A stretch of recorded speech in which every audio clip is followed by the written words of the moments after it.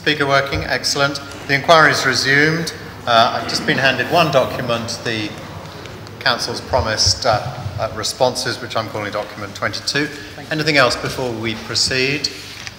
Then I think we're on to, well, there's two people who've requested to be heard early because they need to get away. So I'll hear from Lynn Hale and Miles McCarthy in support, and then we'll go back to Mary Jones. So, is Lynn Hale here?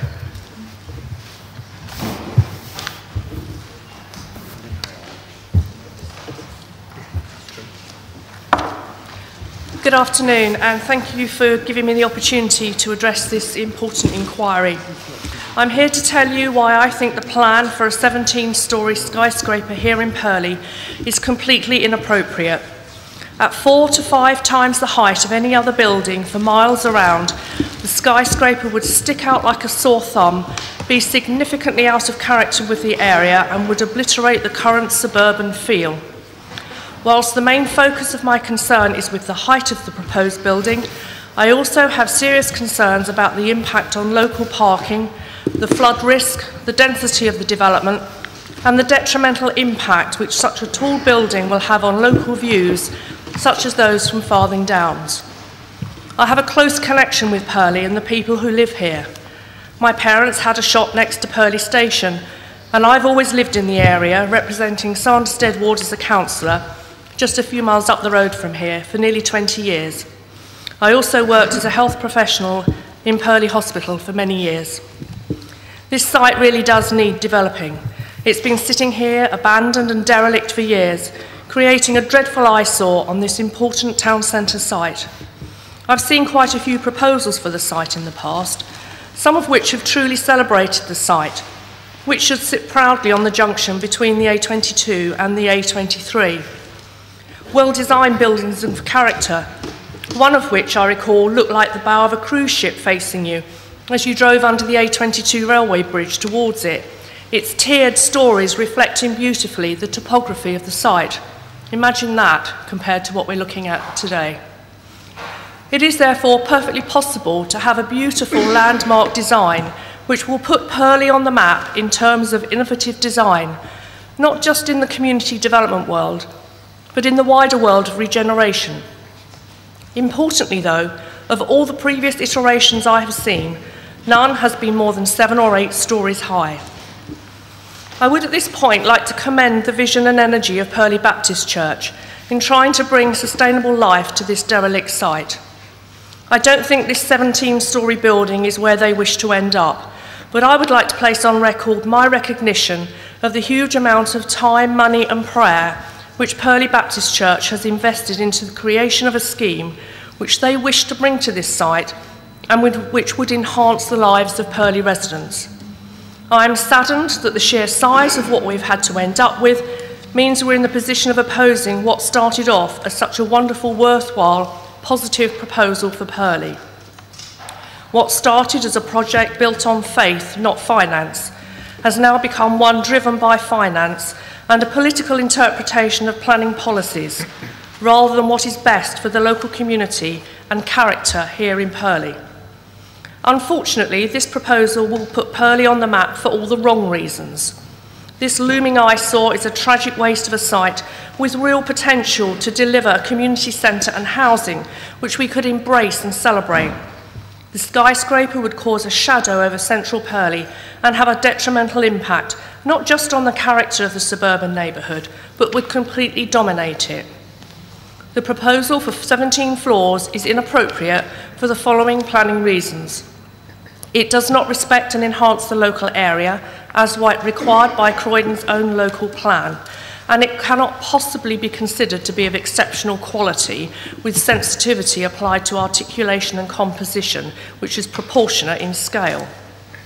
Referencing the London Plan Policy 7.7, it will have an unacceptably harmful impact on its surroundings because of its being so much higher than any other building nearby.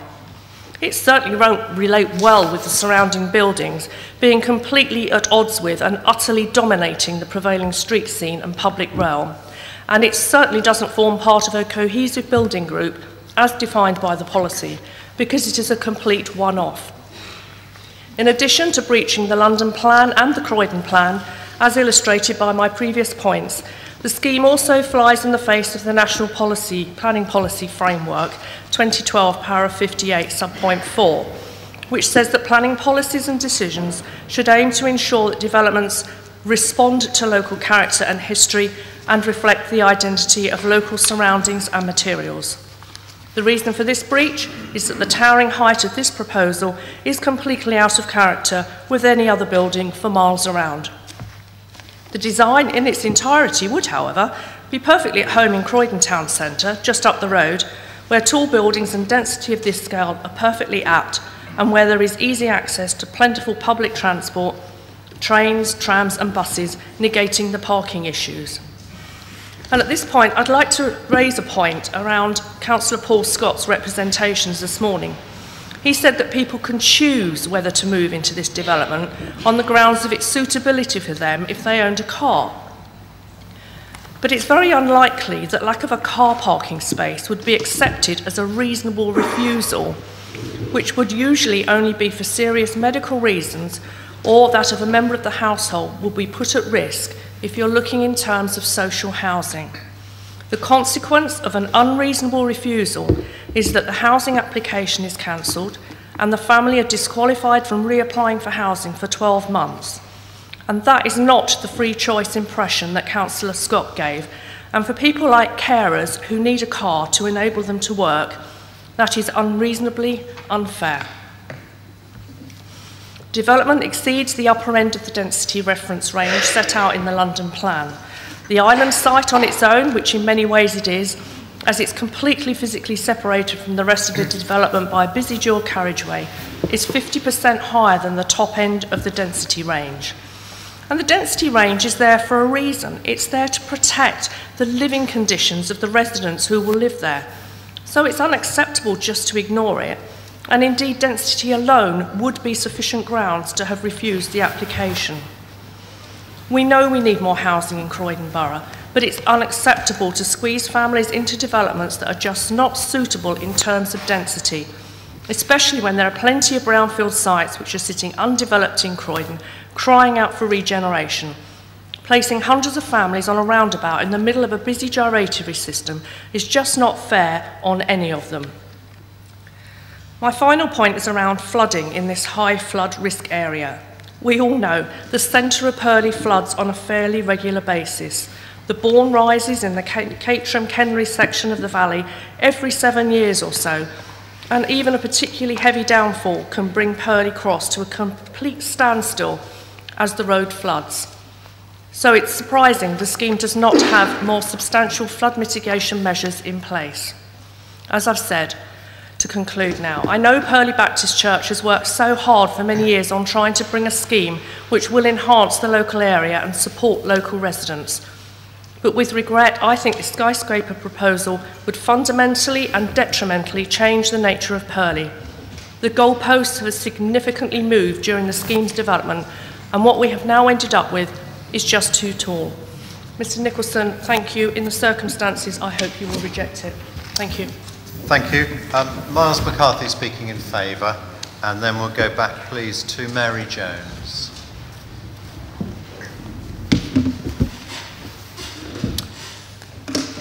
Okay, thank you for allowing me to speak. And I'm here with no interests in the development itself, simply as a resident since 1995 of South Croydon and Sanderstead. But also, I would say I'm also a father of two girls who are now moving into adulthood and dreaming of the idea of owning their first house, like I did when I bought a very nice Victorian house for £65,000 in 1995, only a mile from here. I think it's very, very important for us to support this development of 220 flats and help alleviate some of the pressures on housing in this area. If we look at the average house prices for first-time buyers in the whole of the South East, as at halfway through 2017, it was £277,000, with a deposit of £50,000 required. And in London, it was £410,000. Bear in mind, this is first-time buyers, and a deposit requirement of £106,000. These numbers are just astronomical and are simply unaffordable for most young people and middle-aged people in their careers who are desperately trying to establish a home. And we must be doing something as society to address that. And I believe that developing this site and providing a significant number of housing and flats is the right thing to do.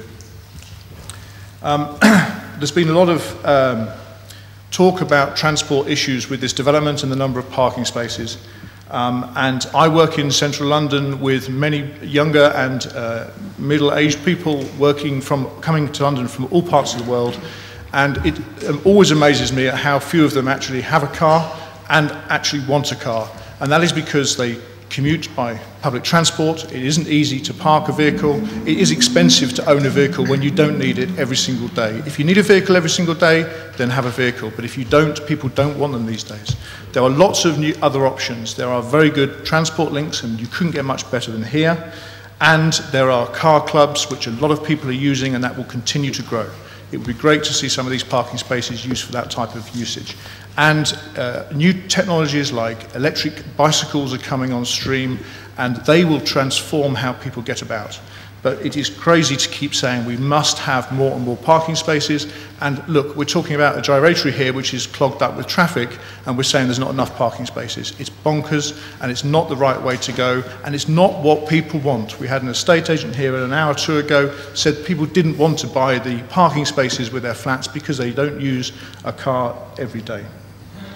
Finally, I just wanted to talk a little bit about Purley. I've lived in the area since 1995.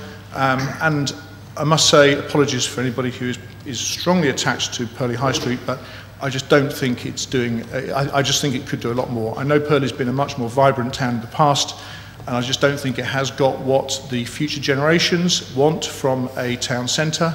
It isn't somewhere where you'd come for the evening or for Sunday afternoon to have a coffee or to meet your friends or even to shop. And I think we have to think about how we develop our living spaces to be more appropriate for current and future generations. And I think this development could provide a seed for seeing a further development of businesses, cafes, bars, and a much better environment for people to live in Purley. And I think we shouldn't be afraid of developing our towns for the future. People use spaces very differently, people work and live very differently, and we shouldn't look at change as something that we should be afraid of. And I don't think most people actually are afraid of that. If we look at the developments that have happened all over Greater London, areas that have been very run down have really come along, and people are using them very effectively. I'd be very interested to know how this development would be taken by young people in schools in the local area and young people in colleges and also in their first years of work, perhaps looking to buy a property. I think the views of this development would be very different from a lot of the resistance we're seeing today and have seen in the past if the younger generations were asked what they wanted of Purley and what they thought of this development. So I'm very supportive of this, and I hope it does go ahead. Thank you. Thank you, Mr. King. Any quick questions? I don't think so. Thank you. Then Mary Jones, please. No, she's not here. Then Siva Param, followed by John Clark.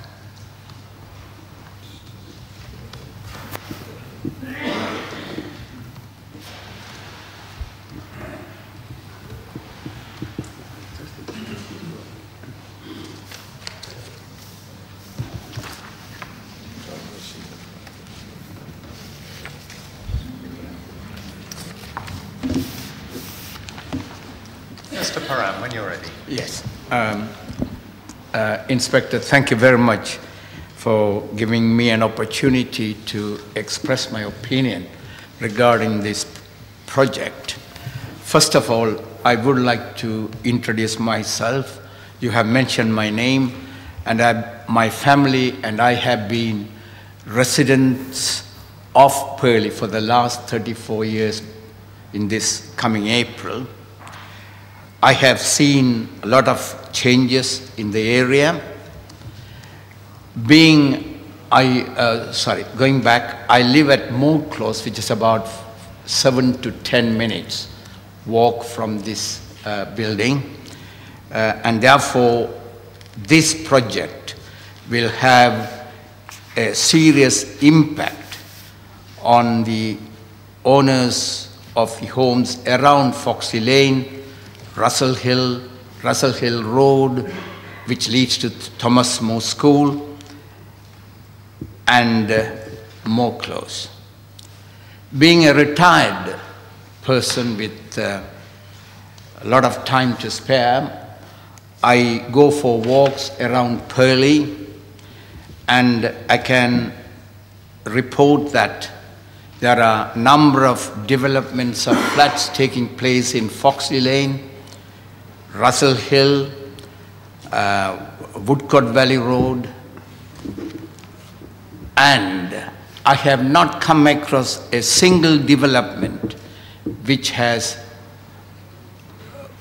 in excess of 4 floors. So I'm obviously against this application. And a lot of people have spoken about parking. As I said earlier, I have lived in Purley for the last 34 years. Russell Hill, in those days, was almost empty without any cars. Now, there are 14 houses in Moor Close, and it is the Russell Hill is so packed with cars, it is almost impossible to crawl into Russell Hill. I have warned the council several times, nothing has been done because the cars are parked on either side of Russell Hill, and the residents of Moor Close are finding it difficult to get into Russell Hill. Now, I'm not an expert. I'm neither an architect nor an engineer. I'm a retired person. And during the last 1 week, you would have noticed the heavy traffic which is flowing through Banstead Road. And one of my daughters was knocked down at Foxy Lane near the traffic lights about 25 years back, but fortunately she recovered and she's leading a normal life.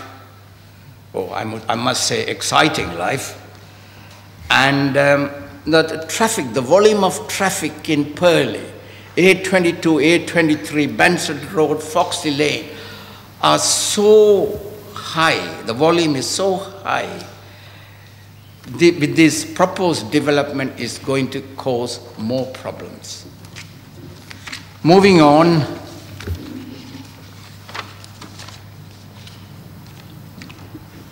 there is a belief that these building up a number of flats in excess of 200 will somehow solve the housing problem.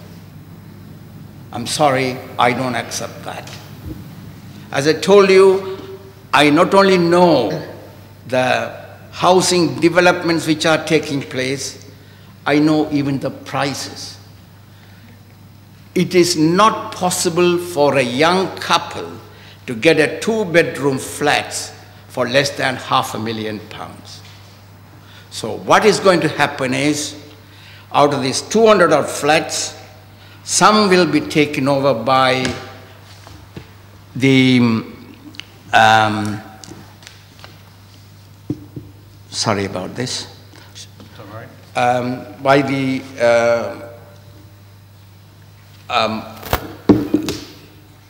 property speculators, and some may be taken over by or provided to the housing people. So it is not, in essence, all these building of flats, in essence, are not solving the housing problem. What we need is the low-cost developments with maximum of 4 or 5 floors, so that it will be more convenient for young families to bring up their families in such properties. Finally, I would like to mention this because I'm so close to this proposed development. It is going to affect the privacy of the neighborhood. With 17 floors, I'm afraid of heights, but I am right in speculating that people in those flats will be able to see our back gardens. So we are going to lose our privacy. And for these reasons, I would like to say that the application should be rejected. Thank you very much. Thank you. John Clark. And then Margaret Bird next. Thank you. My name is John Clark. I'm the chairman of the Hartley and District Residents Association, and I'm speaking in opposition to the plan. The Hartley and District Residents Association represents 1,000 households, many of whom live in East Purley. We have been surprised at the number of our residents who oppose this plan and felt compelled to oppose the scheme, alongside our other residents' associations. We do understand that this site needs to be redeveloped, and the part of the plan that includes community space can only be beneficial to Purley and our residents, and I am sure they would not want to stop development with those benefits. Mr. Kakowski has constantly quoted the London plan and the Croydon local plan. But with all these plans, and let's be honest, they do seem to change on a whim, we are at CLP 2. Not sure when 3 comes along, but they are open to challenge. None of these plans say this building has to be that high. It could be a landmark building at 6 stories. That is down to design. Is a 17-storey block out of keeping in this area? Yes, of course it is. And it would overshadow the whole district, not just Purley. We will suggest that the necessity for the height of this block is purely a financial issue and has no bearing on what is best for Purley. We do have other issues with the build. Even if it was reduced in size, we have a problem with the exit and entrance at its present location and see Banstead Road as a far better option. We also have a problem in this area with flooding, with the underpass at Purley Tesco being used as a flood point to protect local properties. Parking is an issue with inadequate parking for the complex. Why do we have to use a minimum parking designation rather than a maximum? This will cause parking issues in other areas of the town. Purley one-way system has been and will always be busy, but with the added traffic that will go in and out of the complex, pollution will increase.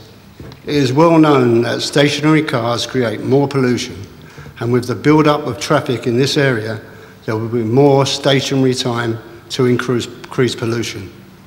We also have the problem of lorries in and out of the site, for I understand somewhere near 47 months. More pollution. So even if you agree to build a much smaller block, we would still have these issues. When the final decision is made, I hope it is with consideration for what the people who live in this area want, and not to make the purses of certain groups bulge, because I feel this is more about profit than what it is for the better of Purley. Thank you, Mr. Clark. Margaret Bird, followed by Nick Barnes, please.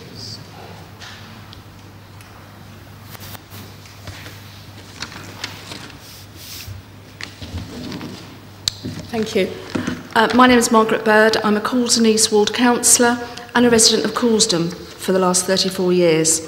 I'm not opposed to the redevelopment of this site, but it must be appropriate. My residents have expressed deep concern over the impact and the precedence of this specific 17-storey development in the centre of Purley, in the middle of a major traffic island, at the meeting of two major arterial roads, the A22 and the A23. It is so out of keeping with the surrounding area which borders the green areas of Surrey, and especially the protected view from Farthing Downs in my ward. Such a tall building is more suitable for city centres, not leafy Purley, and is seen by residents as a total money-making scheme for the applicant. If the developers had had any concern for the locality, they would have recommended a much lower building. Parking in Purley is a nightmare for my residents already, and with so little parking being provided on this site, residents will only have a limited choice of where they can work. Public transport, with the best will in the world, does not cover every eventuality, and this will cause even more mayhem in the surrounding roads, affecting the health and well-being of existing Purley residents unnecessarily, and kill off even more of the shops who will find their trade dropping even further than now. We've already heard that social housing tenants will not have the opportunity to say no if they are rehoused, or their suggestion to be rehoused in this block. And if they are somebody who has a work van, they will not be able to park it because they will not be able to get a permit. Croydon's own local plan says the precedent such as a tall building sets will change the area completely, and does not respect and enhance the local character, or conserve or enhance the significance and setting of the assets of the wider historic environment. Tall buildings may only be considered in areas whose character would not be adversely affected by scale, mass or bulk of a tall, large building, and must relate well to the form, proportion, composition, scale and character of surrounding buildings, urban grain and public realm, particularly at street level. Local Policy 7.7 defines tall and large buildings as being substantially taller than their surroundings, and says they should be resisted in areas that will be particularly sensitive to their impacts. The intensification of a suburban area like Purley, against the wishes of those that already live and work in the area, is nothing short of obscene.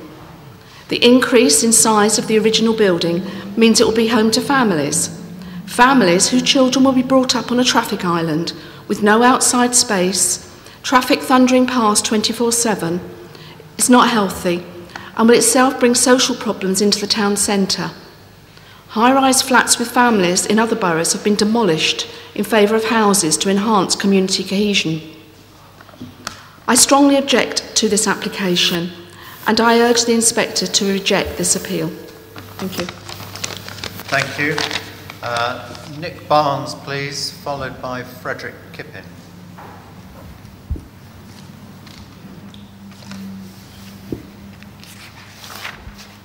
Thank you.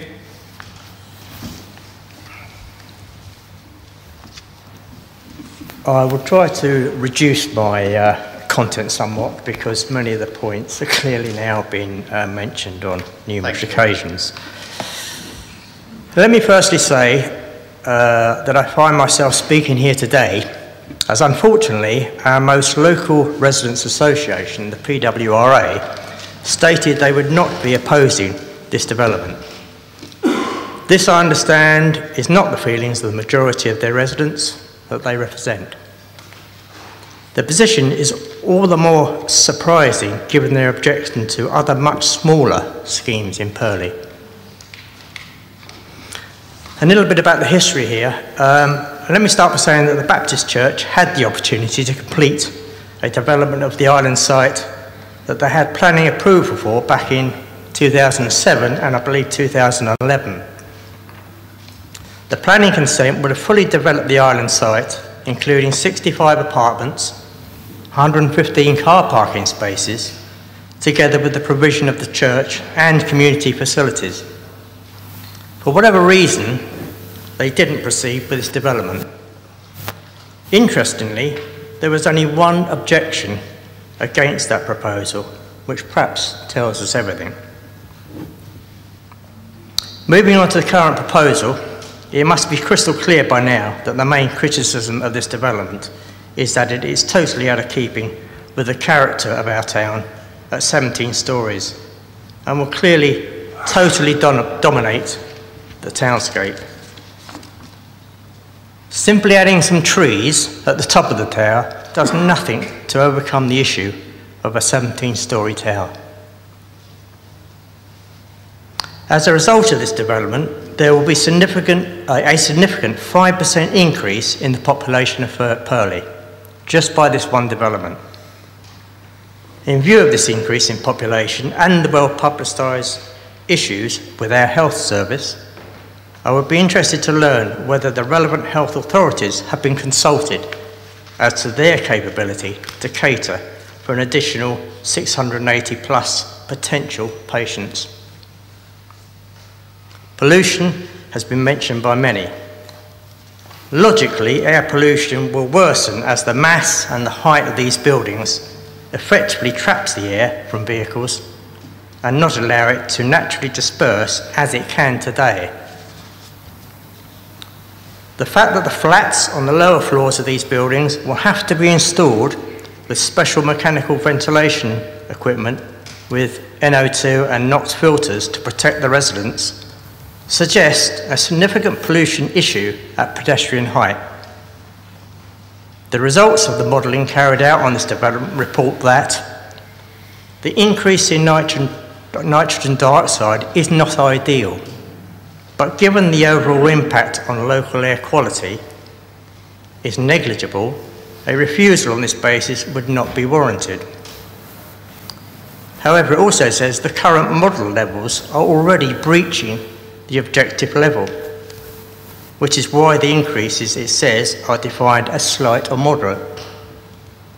So what this statement actually says to new residents of this development, and for that matter the local community, is we already know we are housing you in one of the most polluted locations in this area. So the additional pollution we are going to create from this property really doesn't make any difference. Furthermore, the predicted increase in traffic volumes and the effect of the recently announced Westfield shopping centre lead me to believe that these pollution estimates are very much understated and that this development will therefore unnecessarily jeopardise our community's health further. Flooding has been mentioned by many. I'll try to make this brief. The Council has already said state development should not, without good reason, be sited close to flood risk areas. We're all aware of the extreme weather we're facing all around the world. This site is located directly alongside an underground watercourse and a well-documented flood zone. There appear to be incorrect or at the very least misleading statements contained within the developer's application form issued on the 13th of June 2016 relating to the assessment of flood risk upon which the Council approved this development. The application states there is no risk of flooding at this site, despite the fact this location is within metres of being in flood zone 3. The Council planners obviously accepted the developer's submission as fact. Since then, and perhaps as a result of this review, further documents have been produced. The developer now proposes to install what are termed as flood barriers to protect the development from flooding in locations alongside Brighton Road. However, they have also recognised and said that this will simply divert the problem to existing businesses along the Brighton Road. I do hope these businesses, some of the people who have been here talking today, have been advised of their likely outcome in this respect. All of the aforementioned makes me question how capable the existing sewers will be able to cope with an additional 24 million litres of wastewater per year. I don't suppose with the best will in the world you can keep adding volume to old sewer pipes and expect them to cope. At the outset, it was publicised by the owner and developer that they had assurances from the council that this proposed 17-storey skyscraper would not set a precedent for similar skyscrapers in the future. However, as perhaps suspected, The wording from the council now says every application is judged on its merits, which I read as yes, the 17-storey skyscraper will set a precedent for future developments in Purley. In summary, the issues regarding this development are as follows. The height of the proposed tower is completely excessive and totally out of keeping with the streetscape of our town. Just by calling the tower a landmark doesn't suddenly make it blend into the existing architecture. You only have to look very closely within probably 200, 300, 400 metres from here. You'll see many, many buildings that have been developed over the years, and some actually ongoing as we speak, that absolutely respect the character and townscape of Purley. This building, unfortunately, does not do that. So it is achievable, but not with this building. The current pollution levels in and around the site are cause for concern, and it's hard to imagine that if this development is approved, pollution in the location will not rise significantly. The possibility of flooding appears to be understated, and the measures proposed only moves the potential of the flooding to other areas in the High Street. If this development was of a similar height and mass of that proposed back in 2011, then not only would this be in keeping with the character of the town, it would, I'm sure, result in few, if any, objections from the community. Please understand, everyone agrees the church needs to do something urgently with this site, but it has to blend in with our town and not to appear like some kind of afterthought. And remember, unlike the council and the developer, it is us, the residents, who will have to live with whatever is built on this site. I hope this review will enable the inspector to fully appreciate that from all the submissions put forward, that this community is not simply against development in Purley, far from it. There are many new developments in Purley. All of those have been sympathetically designed. What we do feel is that if this proposal were to be allowed, it would destroy the heart of this town and its existing character forever. Thank you very much for your time. Thank you. Frederick Kippin, please, followed by Maureen Levy. Maureen Levy.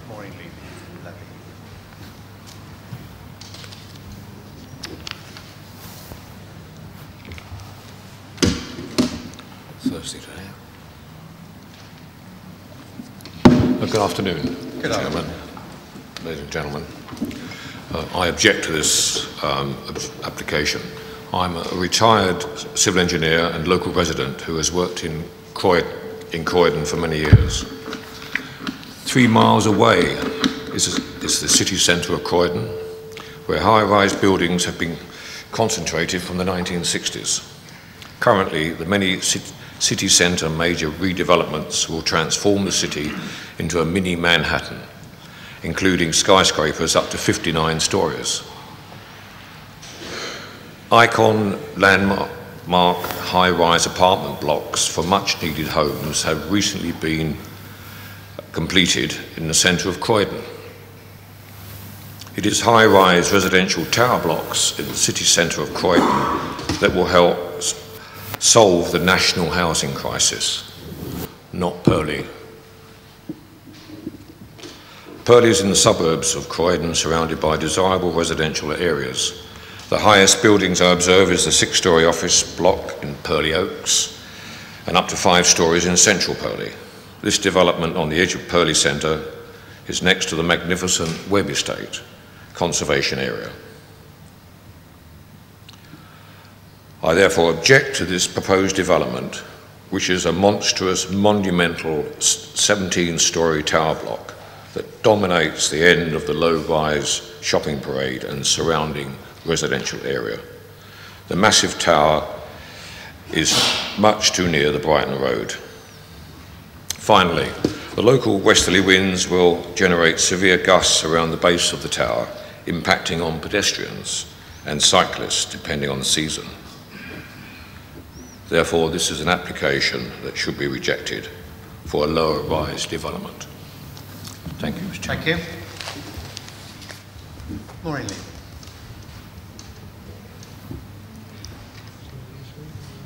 And then after this lady, is there anyone else objecting to the scheme? Yes, quite a few. Okay. Thank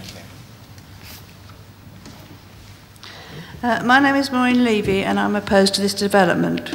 Although I am the Secretary of East Coulsdon Residents Association and a member of the Committee of the Friends of Farthing Downs and Happy Valley and several other committees, I am making representation here on a personal capacity. I worked within planning at the London Borough of Croydon for 7 years as PA to the Strategic Director of Planning and Building Control and as PA and Office Administrator to the Head of Planning in London Borough of Sutton for 10 years. As such, I had an overview and took part in the administration of the planning system, part of which I was involved in was beginning of best value, setting up of various control systems, including systems for complaints and correspondence with MPs and the Ombudsman. At Sutton, I set up electronic presentation from scratch to the Planning Committee, producing manuals which are still in use. I also set up and administered the planning section of the Council's website and the administration and control system for the pre-application system, etc., etc. I therefore have a great deal of experience in planning, although not a planner. Part of my role within Enquiry is planning. In the 17 years I was directly involved in the planning system, I had believed that the role of the planning control was to prevent harm to the built environment, with a genuine desire to ensure development was the right sort in the right place. I no longer believe this is true. It seems to me, the RAs and the residents, that the planning authorities go through consultations and allow objections to be made, but this is merely ticking the boxes they are required to do. They generally ignore the results unless they coincide with the decisions that they have already made, in other words, sham consultations. This is what has occurred here on the 17-storey development, particularly as it happens to be in the south of the borough. We are told public opinion or objections are not material considerations. Well, it should be, and very many of the objections raised were material considerations, but were ignored. Surely if there is such an outcry on the scale that there has been against this and other planning applications in development, there must be something radically wrong with the proposal. Authorities say this is nihilism. No, it is not. It is the residents trying to protect their built environment, not only for themselves, but for generations to come. This is something which the planning control no longer seems to do. There is little doubt that the island site between Russell Hill, Banstead Road and Brighton Road needs to be developed, as it has been an eyesore for many years, and this is recognised. But please, not with this carbuncle which is being proposed and which the London Borough of Croydon has given planning permission and which I ask that you reject. I am not against new development, just development in the wrong type, in the wrong place. Development needs to have a positive impact upon an area and its environment, and this 17-storey monstrosity will certainly not have a positive impact and will be unnecessarily harmful. Development in Purley and elsewhere needs to be appropriate to the area. If the 17-storey building is allowed to go ahead, it will fundamentally change the character of Purley and have a harmful impact on the surrounding areas, and the developers, the church and the council will have ignored the guidelines and material considerations on density and those contained in the national, the London and the local plans. The perspectives contained within the plans have been presented, I believe, are misrepresentation of the scale and effect which the proposed 17-storey building will have on Purley Town Centre and surrounding area. However, the attached illustrations do give some idea of the effect a 17-storey building would have in the area. Understandably, the church owns the land and wants to make as much profit as it can and expand the activities of the church. But why do they have to do it in such a brutal way and against the wishes of the residents? The church does much good in the community, but surely it would be more sensible, less intrusive, overbearing, overshadowing and controversial if the building along Banstead Road were of a more even height without the step buildings, and then there would be no need for a 17-storey building, and these buildings would not overshadow the church building itself any more than it would for other buildings. Below are illustrations of Banstead Road as opposed, and a second illustration of what could be done, and which give the same number of flats. However, this would not mitigate the many other problems with the site of density, flooding, parking and traffic and protected views.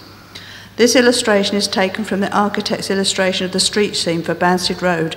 You will note that they show shadowing for the smaller buildings, but not for the 17-storey tower. One of the possible ways that the 17-storey building can be eliminated without loss of flats is to follow this drawing I've done. Illustrations of overshadowing of the 17th storey which will occur in the neighbouring properties and the district centre. This is similar to the illustrations for the small blocks done by the architect. The height of the proposed 17-storey building is overbearing to the buildings which surround the site. The development does not comply with either the National Plan, the London Plan or the Croydon's local plan in Purley as a conservation area. The National Plan says developments must respect local character.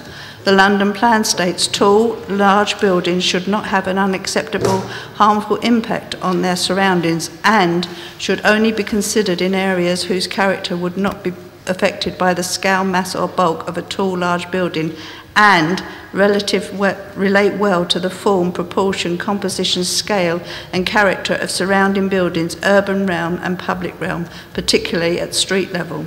The Croydon Plan states new development will respect the existing local character and distinctiveness of Purley, and buildings and conversions shall be of a high standard of design to ensure the character of the centre and the conservation area are respected.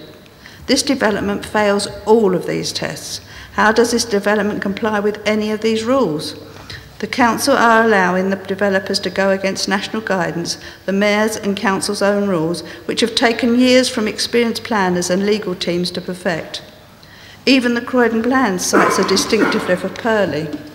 The plan describes this as a landmark building, yet it is no particular architectural merit. It is only landmark by its size to other nearby buildings. If allowed to build, it will certainly make a disastrous mark on Purley.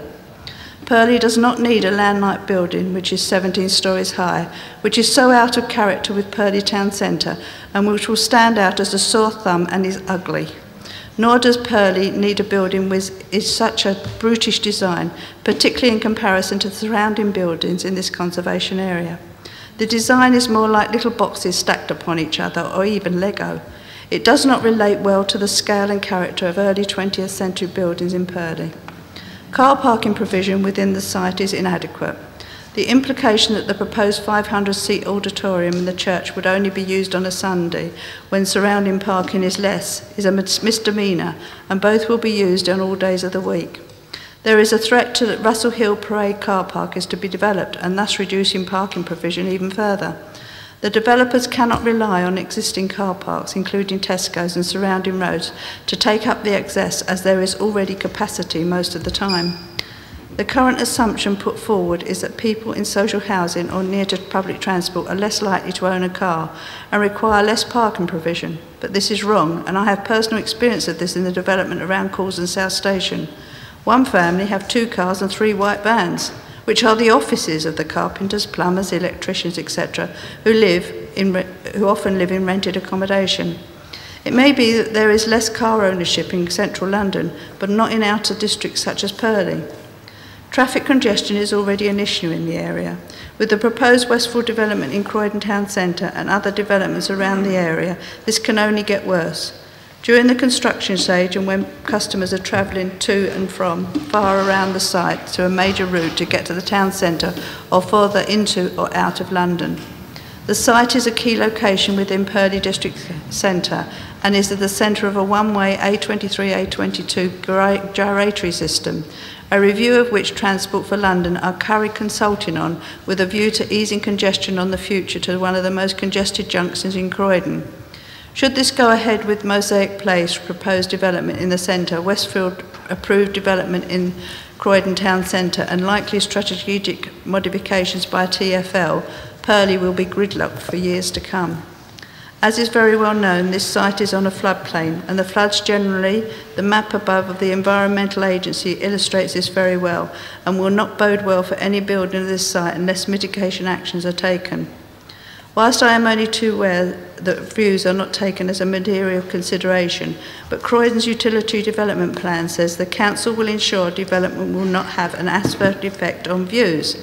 I think this should be taken into account in this case, particularly as the site of Farthing Downs and Happy Valley, other columns in the area such as Riddlesdown and Kenley, which is also a World War II heritage site, are sites of special scientific importance and have rare habitat which are of international importance. There is a campaign to make Croydon a national park city, including the traditional aims to conserve and enhance the natural beauty, wildlife and cultural heritage of the area and promote opportunities for the understanding and enjoyment of special qualities of the park by the public and bring in visitors and tourists.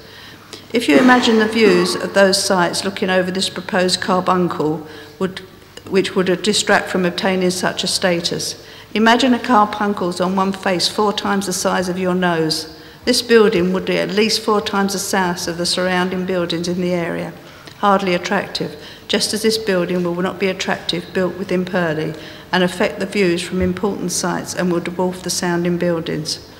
Paul Scott, who was instrumental in approving this application, said about the emerging planning policy. The decision was made on policies in place at the time, so at this time, emergence policy should be ignored.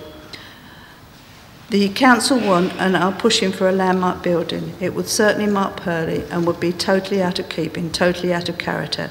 It flagrantly contradicts planning policy, spoils unprotected views, will cause parking and traffic chaos.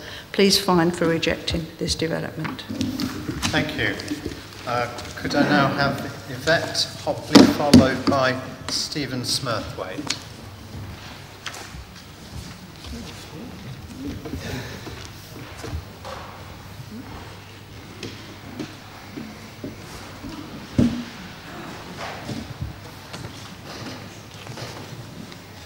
Hello. My list is not quite clear. Are you objecting? I am. Yeah. Thank you. Please proceed.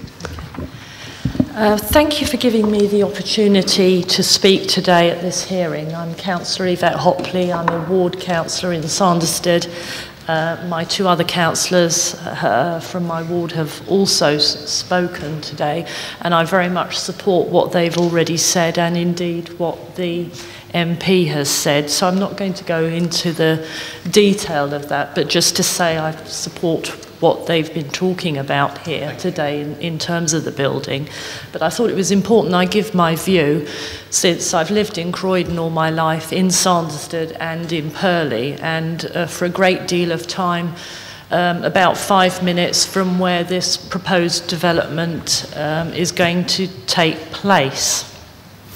Like many of the people that have spoken before, I do support a development on this site, but my main objection is with its height and massing on this location. Purley, when I lived here, was always referred to as a Tudor village, and as such, today we still see many of those Tudor-style buildings in Russell Hill and along the Brighton Road, which resemble a specific type of roofscape in the locality.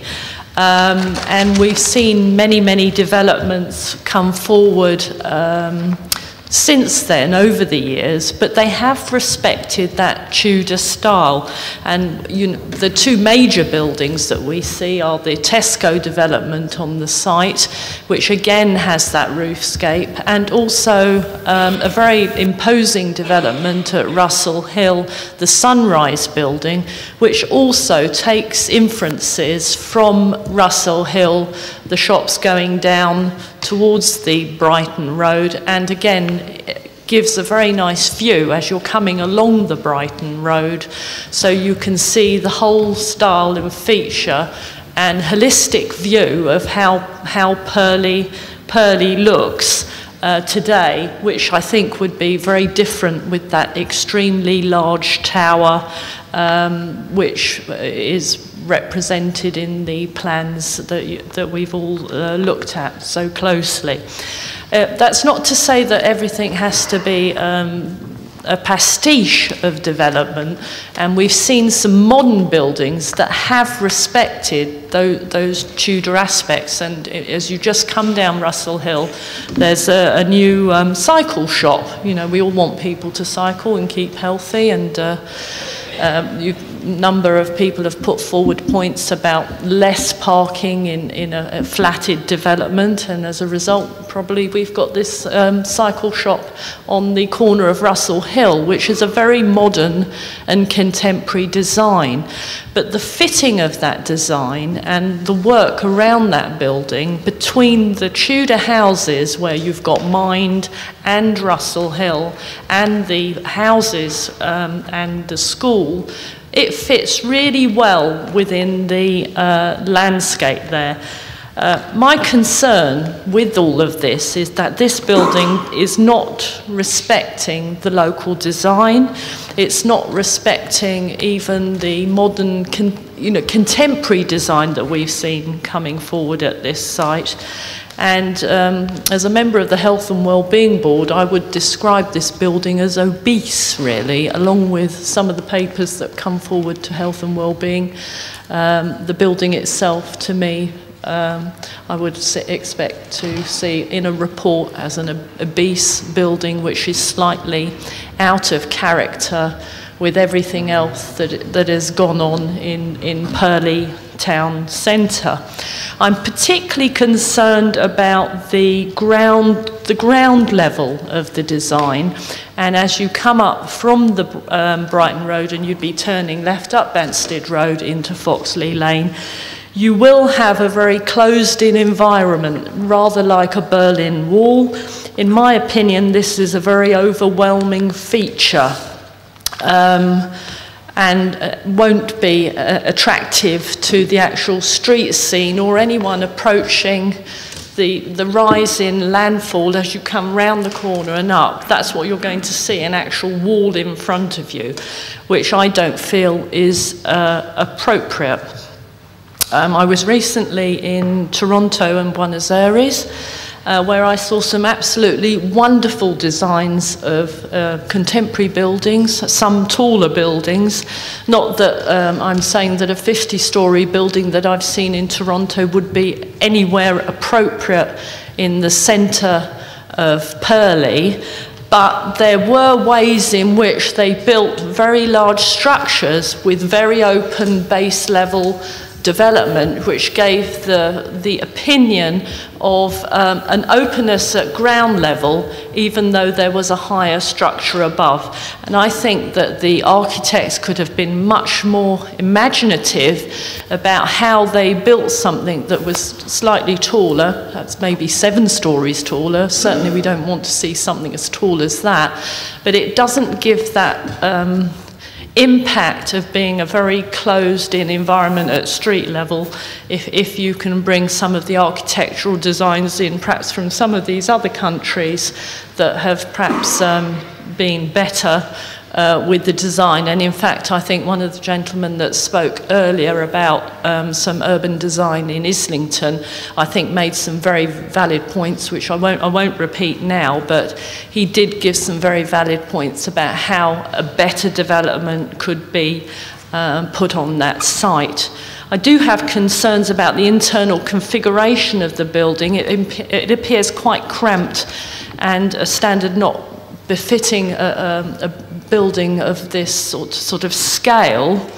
I think this would have been an opportunity to develop something which had quite a different type of accommodation in it at top floor level, more like perhaps Astoria Court, where the previous councillor Bass resides. It really is, a modern building that has respected some of the older buildings around there. In short, I just think, yes, this is a site that is ripe for development, but it is a development that must be proportionate.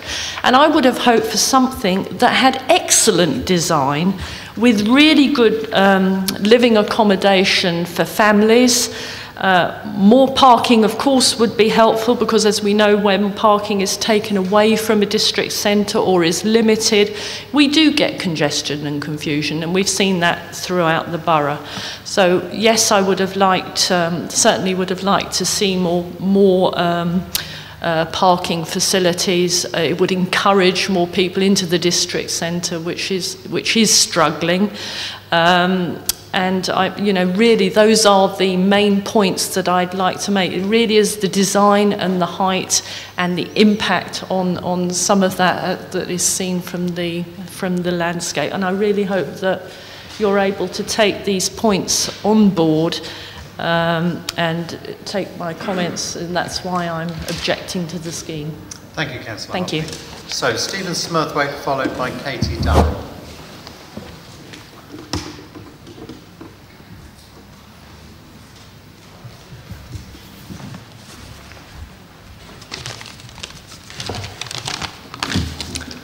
Good afternoon, Mr. Chairman, ladies and gentlemen. My name is Stephen Smurthwaite. I've been a resident in this area for over 40 years. I object to the planning application that was approved by the London Borough of Croydon for the site next to this Baptist church. And I accept that the site is suitable for redevelopment, but not for what is being proposed at the present. I have 3 areas of concern. One being it's out of keeping with the area. The second being it conflicts with plans and requirements, i.e. London Plan, Croydon Council's planning report, and also I have an environmental concern. With respect to out of keeping with the area, the proposed development of a 17-storey building in an area of typically between 2 and 5 stories is out of keeping and will change the character and is not sympathetic with the area's architecture. I would respectfully draw the Enquiry's attention to a development which is just up the road there that is very sympathetic with the area.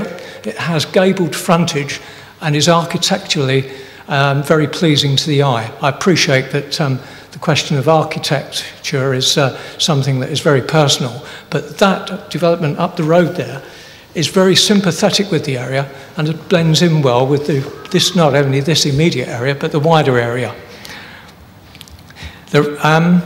With respect to the conflicts of plans and requirements, the London Plan speaks of tall buildings should only be considered in areas whose character would not be adversely affected and should respect the local character. I do not believe that is the case here with this particular development. Mr. Smurthwaite, I've heard a considerable amount about planning policies.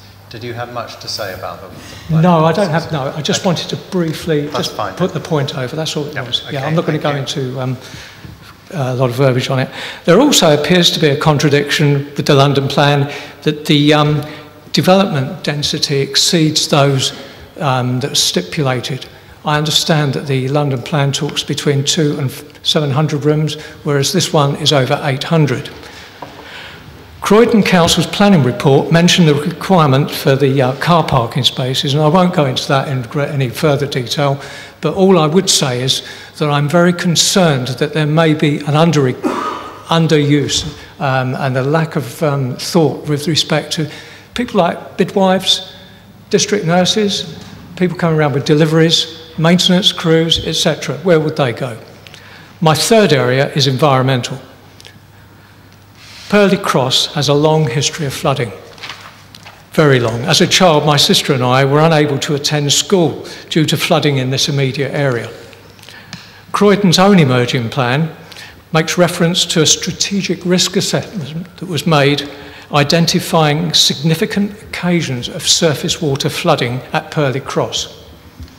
I would argue that the additional wastewater from the number of dwellings proposed could impact negatively in this area with respect to flooding. These points that I've just outlined challenge the wisdom, in my opinion, of a development such as this is in the area. Thank you, Mr. Chairman. Thank you. So, Katie Durrell, followed by John Hayne.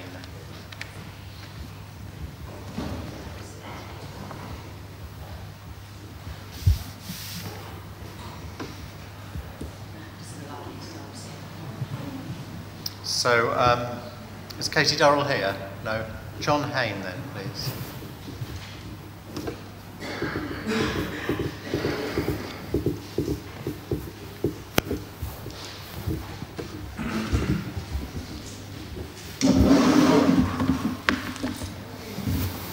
Thank you for giving me the opportunity to speak today. As Sorry, speak up. Right, okay, go full bore. My name is John Hayne, and I'm a retired solicitor and have lived on the borders of Sandsted and Purley all my life.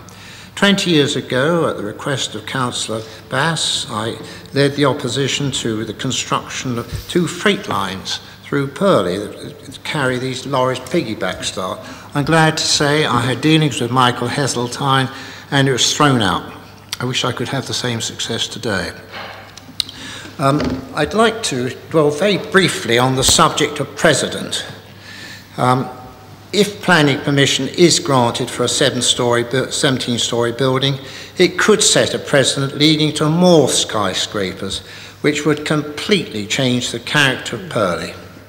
We are not in the Docklands, as Chris Phelps said, neither are we in Canary Wharf or the City of London. The next important point is infrastructure. We all know of rumours to build several stories of flats on top of Tesco's and high-rise flats on the other side of the Banstead Road. Mr. Barnes just mentioned that the building of this skyscraper alone could add 5% to the population. This therefore leads me to wonder how are local schools going to cope if all these developments take place? And the same argument applies to local doctors and dentist surgeries. There's another aspect which I don't know whether it's being taken into account, and that is water supplies. Not so many years ago, we had a series of dry summers and dry winters. Some rivers were reduced to streams. We even had hosepipe bans. So can you tell me, Mr. Nicholson, has this been taken into consideration?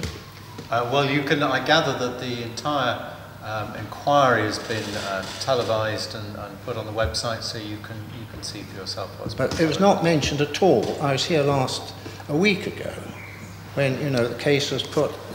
It was mentioned several times over, frankly, and we've had a response. Well, you weren't speaking up very well sometimes, were you? It was mentioned several times over. You can't have been here when it was. I'm not going to ask your questions. You're here to make a statement. Yes, I am. If you want to ask someone on the appellant side, I've made that point. Or the council's case officer, then I'm sure they'll point you in the right direction.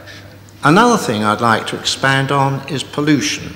I am responsible for repairs to Purley United Reformed Church up the road, and we have to have our gutters cleaned out twice a year.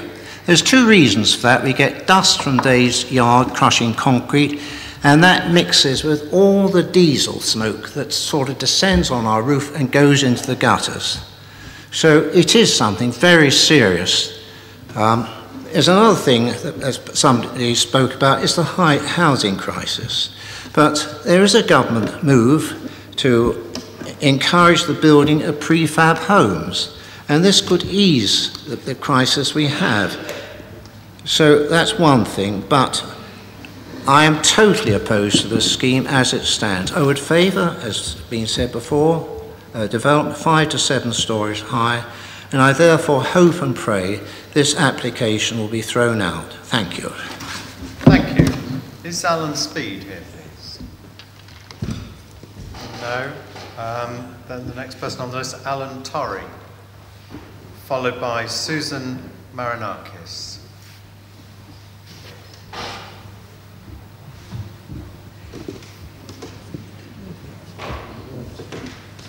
Thank you. Alan Torrey, long-term resident of Purley. First of all, I'm very confused on density. We've talked about 200 to 700 being the range for appropriate density. We know this development is way over that. But the range is for an urban area. I don't know what everyone thinks here, but I think of Purley as being a suburban area. Suburban density approvals are 200 to 350. If you look at the Croydon local plan, the initial paragraph on Purley describes it as a suburban market town located on a woody hillside. So why are we not looking in a range of 200 to 350 for a density rating? Moving on to the height of the tower, a lot of people have discussed this as to where it can be seen from. I would approach it by trying to look at where else do we have tall towers that have enhanced the neighbourhood. When the developers came to the Residents' Association, my local Residents' Association, they were asked, where has this enhanced a suburban area?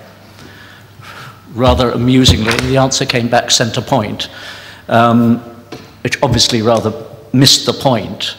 I would look more at something like the A24, which goes through Collier's Wood and has a 17-storey block, which has been an eyesore for over 20 years.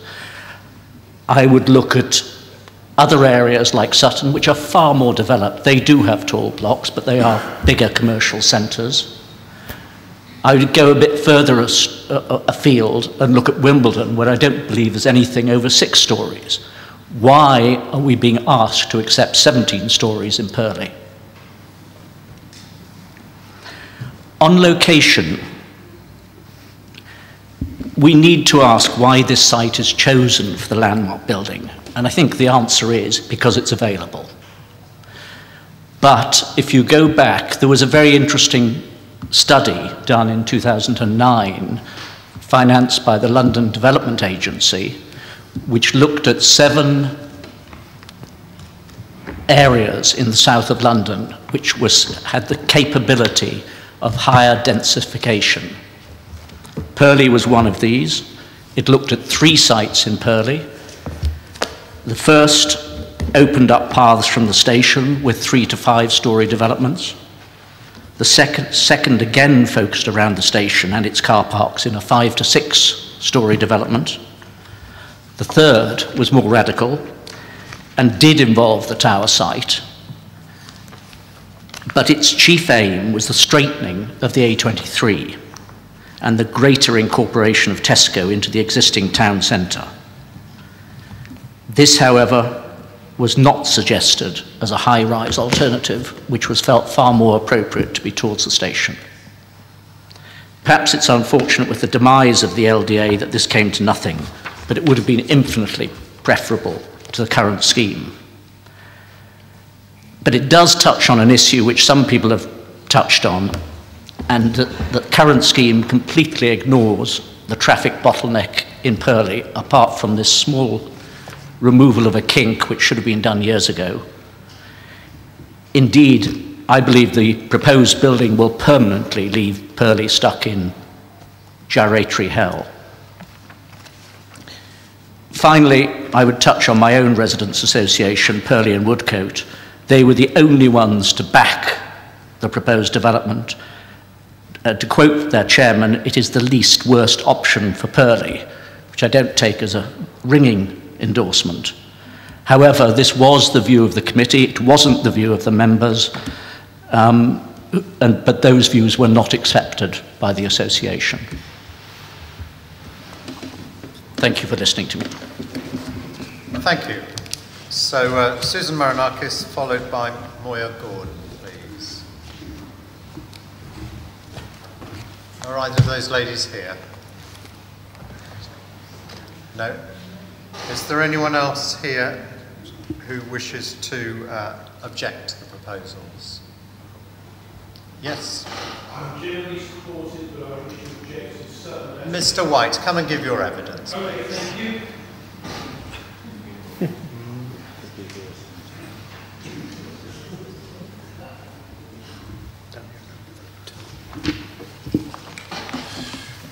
I have some Xerox sheets which I don't have quite as many as I'd like, but there's one for you, sir. Do you want me to pass them around? Perhaps yes, please. Thank you. Pass them around, so One for the people on that side, and then one for the... I keep one, and one for the panel here.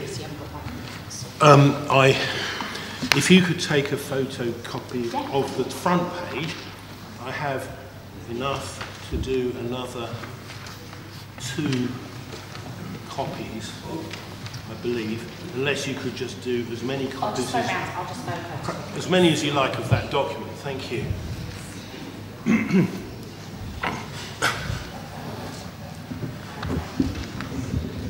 Right, can you hear me? Good, okay, thank you. It's turned on now. Right, hello. I'm Lewis White. I'm a Coulsdon resident for the last about 15 years, but lived in Woodmansterne before that, and I've known Coulsdon since I was about knee-high. Sorry, I've known Purley, this side, since I was very young. And I know it's been derelict for decades, and it is a terrible negative weight on Purley, and it blights the town. Right, I'd like to, I'm also a chartered landscape architect, and I've got no connections with either the council or any of the design parties. I do belong to one of the Coulsdon Residents Associations, but at the time of the planning application, I was broadly supportive, but had significant concerns on certain design aspects. So if that's all right with you, sir, I will. Okay, so first of all, my comments will be in A, beneficial aspects of the design, and I think these need to be recorded. B, problems resulting from the design and affecting the local area. And then, if I may just say, I have certain suggestions I'd like to put to you, sir, and the Minister via you, if that's all right. Well, I can only deal with this proposal, but if you go through them successfully. Regarding this proposal. Yeah, okay. Okay, so my attitude in general is supportive on most aspects, but objecting to some design aspects. First of all, beneficial aspects of the design. It regenerates the long derelict vacant void at the heart of Purley. Very important. With a lower rise residential block on the south side, the proposed tower on the island site, and lower rise blocks fronting Banstead Road and Russell Hill. It provides a tall landmark building at a site which, in my view, can definitely absorb a large structure. It's the focal point of Purley. It's adjacent to a very wide space, i.e. the broad expanse of the road junction of the A22 and the A23. And my belief is that a tower, more or less as proposed, of light-coloured brickwork can actually shine and be a positive benefit to the town, providing a visual central feature. Of course, that would be watered down if, like Canary Wharf, the block were joined by others of less distinction. I also support the sensitive stepping down of the blocks of this development on Banstead Road and Brighton Road to the south, which creates a very, I think, sensitive architectural and townscape transition from the tall building proposed to the lower rise context buildings, e.g. the library, and the stature of the buildings along towards Purley Knoll on the Brighton Road. I think it's a sensitive transition is proposed. The residential land use proposed, in my view, is right for the site. Shops didn't work due to the isolation and the traffic discouraging access by shoppers. So I think residential is definitely right. Architecturally, we have the good use of brickwork proposed, in my view, which, unlike a lot of materials such as white or coloured rendering, which we see around London, which gets very grubby very quickly, or concrete, unlike those materials, brickwork, if well designed and detailed, which I believe this is, will age and mellow gracefully. Never look stained. And the scale of the buildings, in my belief, other than the tower, is indeed sensitive to the context, as I just mentioned, Banstead Road particularly, and the south block. In my belief, as a designer as well, I'm a landscape designer, but think all the time about the impact of buildings in the landscape. The use of light-coloured as well as red-brown bricks of darker colour will avoid oppressive expanses of brickwork in most parts of the development. I think, however, Russell Hill will perhaps benefit from lightening up a bit, as it's a north-facing aspect, which is naturally dark. And the last positive subheading I have here is landscape. Good quality design and materials and greening impact, with tree planting particularly on both sides of Banstead Road, providing essential greening to this street, which would avoid the tunnel effect that some people are worried about. And also the tree planting to the plaza. Also, the south block, I believe, has good quality landscape to its perimeter and the courtyards. My main landscape reservation is regarding the trees on the tower. I'll move now on to section B, problems resulting from the design, in my view, affecting the surrounding area. As a gentleman earlier on said, the height of the building seems to exceed the altitude of surrounding hills. Well, I haven't tested that, but if that is so, I believe that that would not be right, because I believe that the tower should be subsidiary to the overall landscape, and that therefore be lower than the surrounding hills, to avoid dominating the wider landscape and the town centre. My main worry is regarding the tower and the fact that it dominates the views on the shopping area section of the Brighton Road. It's much, much, much taller. And this is as a result of A, the height of the building, but particularly the excessive dominating top or colonnade structure, which I show in the photos, the top photo. Thank you. Where I'm also concerned also about the so-called campanile, which really isn't a bell tower and not worthy of the name campanile. It's too wide. Although I can see that it tries to reflect the brickwork of the Brighton Road on this side, I think it's much too big and it could be too dark. I think if it needs to be smaller and lighter in colour in terms of brickwork, if it's needed at all. I'm also I am concerned about afternoon overshadowing of this section of street shown in the upper photograph. I know from just going out there a few earlier on today at lunchtime, it doesn't affect it, I don't think it will affect it during lunchtime, but I'm a bit worried that it will be very overshadowed by the tower in the afternoon. I haven't been able to see any overshadowing diagrams, and I will leave that to others more expert in the field. I move on, mate, to the number 3 of my problems, and that's the top of the building.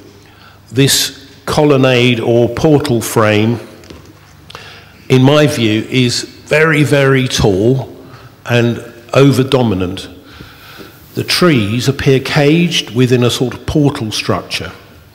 And in my view, unlike the aerofoil structures that you get on some tower blocks, which give an airy lightness to the top of the building, e.g. Saffron Central Croydon or Luna House Croydon, this does not pertain with the Purley Tower due to the dark core of the penthouse on the top floor, which blocks the sky.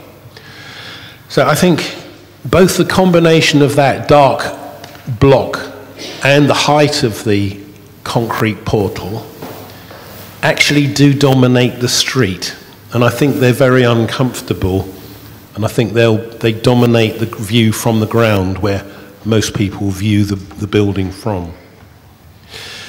I haven't got much more, but the pine trees proposed for the high-level planting are also going to be dark in colour. They won't really green the view very much. They have restricted sideways room for growth, and to me they seem crammed in as well as caged by this portal. I think it's impossible to predict successive planting at this elevation due to the wind gusts at high level and unpredictable effect on tree growth next to buildings and the colonnade feature. I noticed in the submission there was a tower in Lucca, in the Campania, and I happened to look up on, and it's shown on the last page of my little document here. The wind speeds in Lucca are definitely a lot lower than they are in Purley. Under 30, or the maxima in Lucca being 13 miles an hour. This is average, this is average of gusts over the year. Of course, high gusts can go up to hurricane force, as we know. But Purley's significantly higher if you look at the charts on the last page. And their average gusts of over 20 miles an hour. And I corrected by hand to show it was average gusts. On the middle two pages, I show pine trees, and there's quite a useful picture in the lower half of page 3 of a pine tree in its growth over the years. And you'll notice that as it gets older, it gets naked at the bottom, the side branches come off, and you end up with what could be termed as more of a pole with vegetation of foliage at high level. It's a hard one. I don't think you can really predict what those trees are going to perform like and how they will actually look from the ground in 20 years. They could be sort of bonsai, I suppose, but if the landscape architect were here, perhaps they could tell us, but I just have doubts that they will look very good in the long term, but that's a personal view, and I think nobody can predict what they will look like. I would also just like to say that I think the Russell Hill elevations of the buildings, they're north facing, they're dark, and they should be lightened up if possible. I therefore, on section C, request that consideration be given to lessening the visual bulk of the tower by totally removing the top floor with the colonnade portal structure and the trees and the penthouse accommodation, and ideally replacing it just with a simple green roof, so that when it's viewed from the surrounding hills, if it were lower than them, or the tops, you would see a green roof, not a grey one. I'd also request the campanile be reduced in height and its brickwork lightened up to better harmonise with the lower scale of the adjacent Brighton Road buildings, as shown in that top photo, and have lighter red brickwork, can be rather sombre on the north-facing elevation, and lighten up the Russell Hill. So I've got these, and I'm very happy to answer any questions if you want, but no, that's fine. Thank you very much. We'll adjourn now, and then I'll hear from the remaining local residents who are in favour.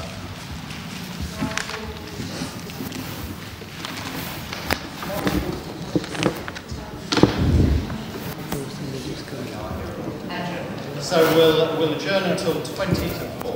Thank you, sir.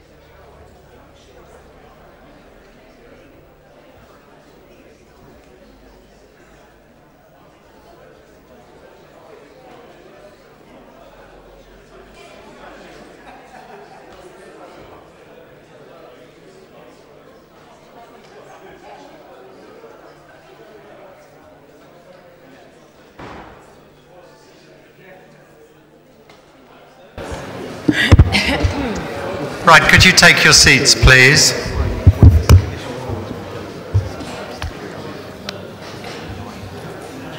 The inquiry is resumed. One lady whose name I called out but just had to go out for a few minutes, Moya Gordon, if you could give your statement of objection now, please. Yep, certainly. Hello, I'm Moya Gordon. Can everyone hear? Hi, I've lived in Purley for 5 years. I've often wondered why this site has been left derelict. It looks pretty awful, especially the side with the empty shops. It must have been very difficult for local businesses having a derelict site on their doorstep for over 20 years, and it's just really important that this site gets developed soon. My concerns about this planning application are, as everybody else has said, is the height of the building. It's way too tall for this area. I personally would like a maximum of 10 stories, and I think that's probably pushing it a bit, but, you know, compromise. I also think the parking provision, as everyone else has said, is inadequate, and this could potentially damage local businesses if their customers can't park easily. We do have a shortage of housing at the moment, but I don't think that's a reason to spoil the character of existing towns. Careful planning is needed to solve the housing problem. There's an interesting article in the BBC's website highlighting how little of the United Kingdom is actually built on, and that British people have the misconception that most of the country has been concreted over. And I'd just like to briefly quote from the article, which was published 3rd of January this year, and it says, "The British people, it appears, have the mistaken belief that much of the UK has been concreted over. This misunderstanding is suggested by new survey data produced by Ipsos Mori. Asked how much of the UK's land area is densely built on, the average estimate was 47%. The far more accurate figure, based on satellite images, is actually 0.1%.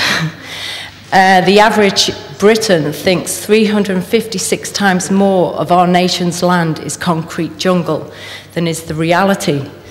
And it goes on to discuss the issue, and it rounds off saying that it's vital that we have a national conversation about the way we protect and enhance our vital green spaces as population grows.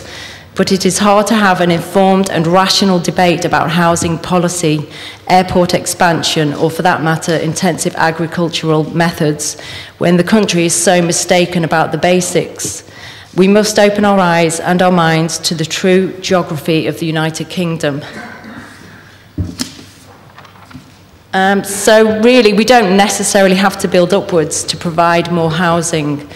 There's plenty of land that can be used for new houses, and I think this research shows that we need to be less squeamish about building on greenbelt land. And I hope the planning inspector rejects this planning application on the basis of the proposed height of the building and its lack of parking. And that's it. Thank you very much. Thanks. Right, so if we now move on to those who wanted to speak in favour. I've got Graham Bass and then Badger Katia. Are they here?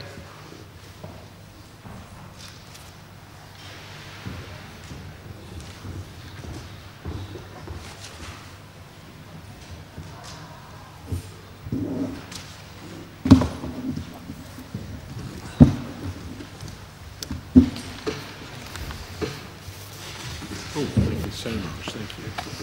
Can you hear me through this okay? Fine. Well, good afternoon, everyone. My name's Graham Bass, as you've heard. I've lived in Purley, more or less, man and boy, my whole life, which has been quite a long one.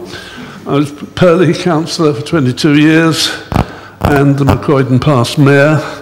I'm currently president and planning officer of Purley and Woodcote Residents Association, which I'm representing. I want to say a few words in support of the application. I want to keep it concise and just limit myself to what I see as the key issues. I recognise that the proposed development is not popular, not at all popular. I'm aware of the number of names that have been collected on petitions, etc. However, I'm very sceptical about the weight that should be given to these. I know how easy it is, armed with a clipboard and a simplistic question, such as, do you support an ugly 17-storey skyscraper in the centre of Purley? You know what answer you're going to get, and you can stand there and collect as many as you want to collect. But you get an emotional rather than a well-thought-out response, reaction. To be fair, not all members of PWRA, as you've already heard, even of its committee, are enthusiastic supporters of the development. However, thanks to regular reports in our journal, to at times quite heated discussion at our AGMs, and by engaging with the developers' consultations over years, there's a good chance that they are, the members at least, well informed. The majority seem to have concluded that the proposal is as good as we're likely to get. That, if you like, it's the least worst option. The strong fear is that were it turned down, and no, turned down, this is the outcome of this inspection, as I understand it, is a yes or a no, not a, well, you can have that, we can improve on that, cherry picking and fine tuning. What we've done in the earlier stage. What we would get would eventually follow would be a great deal worse. And either way, the members' view generally, in fact residents' view if you talk to them, generally, is that pretty much anything would be better than having to carry on for years more with the present eyesore. So let's get on with it. There is indeed resentment that this call-in has caused a year or more's delay and considerable extra cost. We sincerely hope this will not lead to any compromise in the quality of the final development. I note that the objectors would have you believe that the other residents' associations, are the true representatives of local opinion, more so than Purley's own residents' association, the PWRA.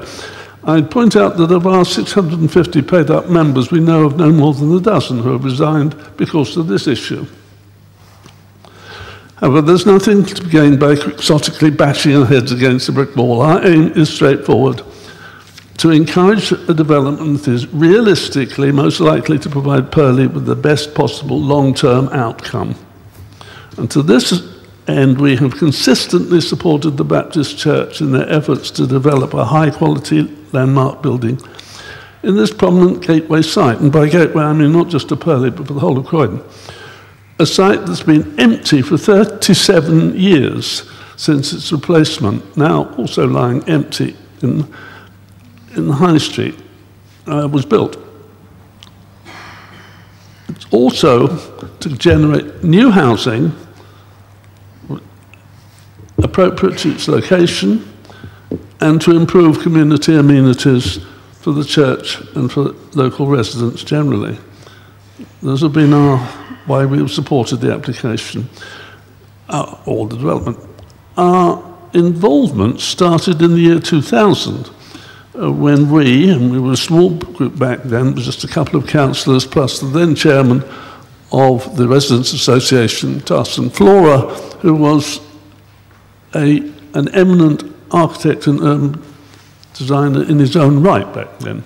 However, we were approached by the then minister of the Baptist Church, and we've been actively involved ever since.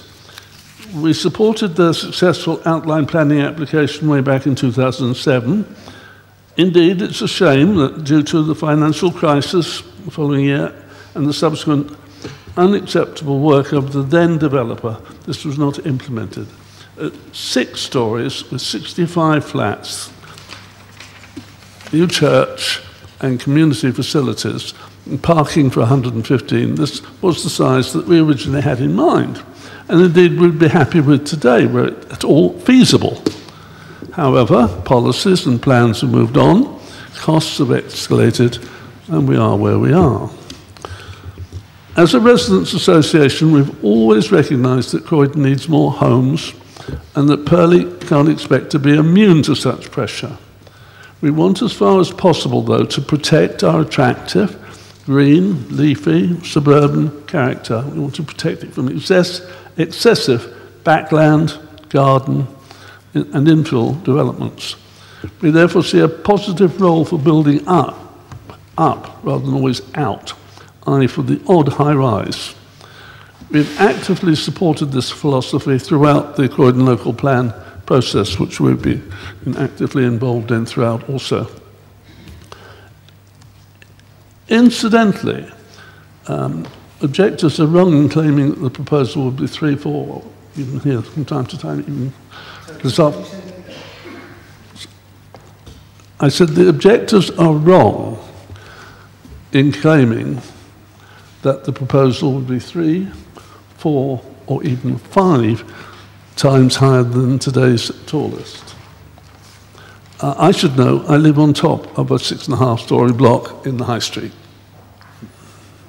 6.5. There is a further clear positive to the scheme, will add footfall and vitality to the town centre, thus to an extent offsetting the depressing impact of our Tesco's supermarket. Recognise the unease regarding car parking provision. I believe the new flats will be very popular as they stand. Whether the shortage of both on-site and convenient off-site parking will be a strong deterrent remains to be seen. Frankly, I doubt it. Either way, we're stuck with the London policy, and let's not forget that there is a very significant cost in acquiring private parking. And it's quite a deterrent in its own right. Traffic congestion at Purley Cross and the gyratory is, of course, a well-known major issue, has been for years. We have had taken part in consultations with the Council and TfL over the years on potential solutions. None have taken place because the prevailing view is that a solution requires to take account, to study the network, the A22, A23 network, well beyond just the confines of Purley. Hopefully some of the money that has recently, very recently, been budgeted by central government to improve flows along the A23 and A22 will come our way. And incidentally, the car parking issue, increasing car parking will hardly help congestion, now will it? Development is, it's been repeated numerous times at this inquiry, it is to be plan, policy if you like, led, not led by public opinion, however strong. We do not believe that the objectors have put forward a single sound and adequate reason to turn the scheme down. We believe that the proposal accords fully with relevant policies, and we note that no one has come up with a viable alternative. Beyond that, we believe that thanks to the enormous amount of work, effort that has been put into this project by the church, by the council, and we would like to believe to some extent by ourselves, adopting a critically supportive rather than purely negative stance. We have the prospect of a landmark building of outstanding architectural quality, as has been accepted by even some of the objectors, and that we will before long come to be appreciated as a major asset to Purley. And I hope you, Inspector, will come to the same conclusion, do all you can to allow this project now eventually to move forward with as little further delay as possible. Thank you very much. Thank you. Mr. King, any quick questions? I think most of our questions have been asked. The only very small one I will ask Councillor Bass, which is a regular one, ex-Councillor Bass, and that is just, he raised the issues of the A23, A22 and the gyratory, of whether he believes that the exit entrance to Russell Hill Road will or will not cause problems of congestion to the existing traffic and further pollution. That's the only question I have. So two ways. I think the impact, if there is, will be very small. It'll be a bit like a drop in the ocean. I don't think it'll be a significant impact. But furthermore, no, I don't see that as being terribly relevant to this inquiry, because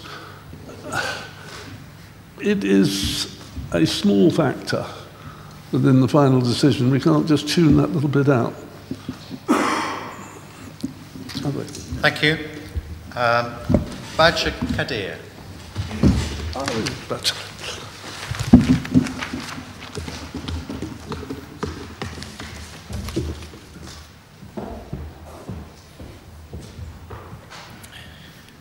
Good afternoon, everyone. Thank you very much for giving me the opportunity to speak. As you all know, I am Councillor Badger Kadir. I am a Purley councillor and has been for last 8 years.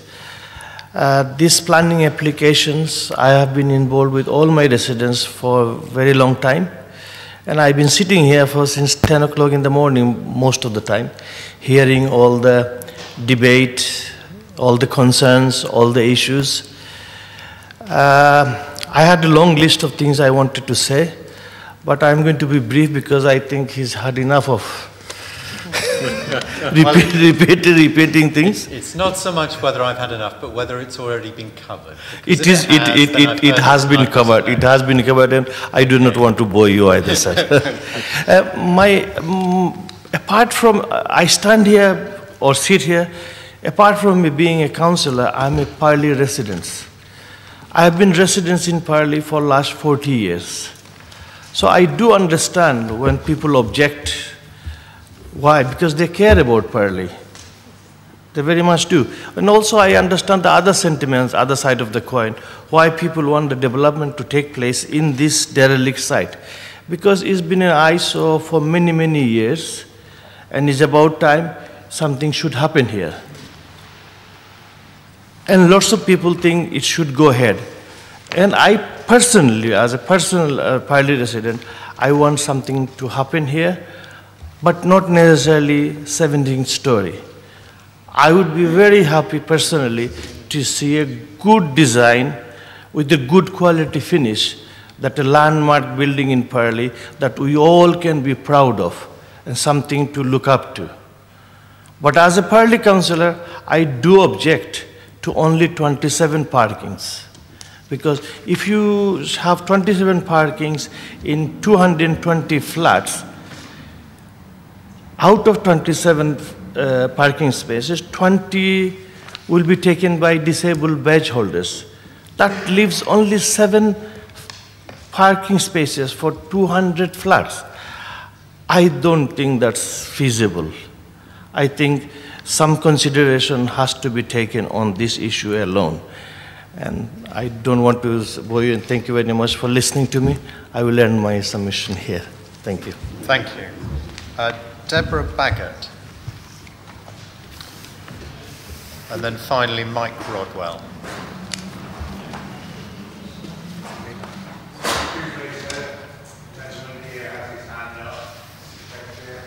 Yes. Sorry? Oh, right. He's on the list, right? Okay. So you are. Deborah Baggett, followed by Richard Shakespeare. Yep. Must be getting late. Thanks very much.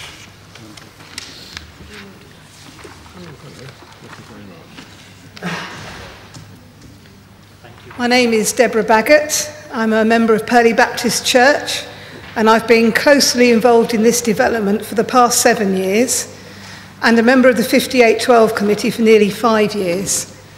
My particular area of responsibility focused on the facilities to be provided within the new centre. Before retiring due to ill health, I was a programme manager for the John Lewis Partnership and a full member of the Association of Project Management Professionals. I also spent 2 years in internal audit. I'm therefore well used to juggling what people want against costs, finding solutions, and challenging the basis of decisions. I want to thank Purley and the surrounding communities for their expressed support for the church and what we're trying to achieve. We have really appreciated you and your understanding. I'm going to address 3 planning questions which were raised last week. The value given to the community facilities as against affordable housing. Is a tower necessary, which comes down to a question of viability? And is the tower detrimental, which comes down to the question of design or good design? During the course of my presentation, I will also be representing some information from the strategic manager for KLAT, and I'll go into a little bit more of what that is, but many people here will be familiar with the Croydon Adult Learning and Training Facility. So my first point, has the council made a correct decision in deciding that the community facilities offset some of the requirement for affordable housing? The first thing I want to clarify is what is community space and what is church space in the new development, because I think there's been some confusion between the two. There's been a document put in that sets that out in considerably more detail. Yes. I think just to highlight the main thing is that the only space in the new facilities which are dedicated to the church are some office space and a prayer room. There is not a full-size church in there for the benefit of Purley Baptist Church. There's some office space and a prayer room. The church will use the community facilities the same as everybody else. These new facilities will be well used and will bring significant benefit. As well as enabling the church to enhance and increase the number of services it runs for the benefit of the community, and some details of this are in James Collins' proof, which I believe you've received. Yes. Secondly, the community will be able to run its own activities at the centre, and this is protected legally by a Section 106 agreement and by a community management plan. Thirdly, we have had a significant level of interest by charities and key local service providers to use the facilities. It's not a case that they're going to be there and be empty. And this is a point at which I would like to introduce the information from Sidra Hill-Reid, who is the Strategic Service Manager for KLAT. Now, her statement I've just circulated to you, sir, and to the 2 different parties. She sends her apologies that she was not able to be here today. She is very enthusiastic. I can't say how enthusiastic she is that this get built as quickly as possible. And I've just proceed rather than read through her whole statement with her agreement. Croydon Adult Learning and Training, or KLAT, is a local authority adult learning service provider. It's one of the largest adult learning services in the country, delivering a wide range of part-time provision. KLAT's aim is to enrich the lives of adults of all ages, abilities and backgrounds, enabling them to reach their full potential through learning and education. We focus on supporting adults to achieve success in learning, improve their skills for employment, and contribute to their personal and family lives. Empowering learners is at the heart of everything KLAT does. In July 2015, KLAT experienced an in-year cut in funding of £600,000, resulting in the closure of the KLAT Coulsdon Centre in March 2016. The decision to close the KLAT Coulsdon Centre was not driven by a lack of demand within the south of the borough, but due to a need to reduce financial overheads and refocus provision in less expensive centres, which are shared by other Croydon Council services.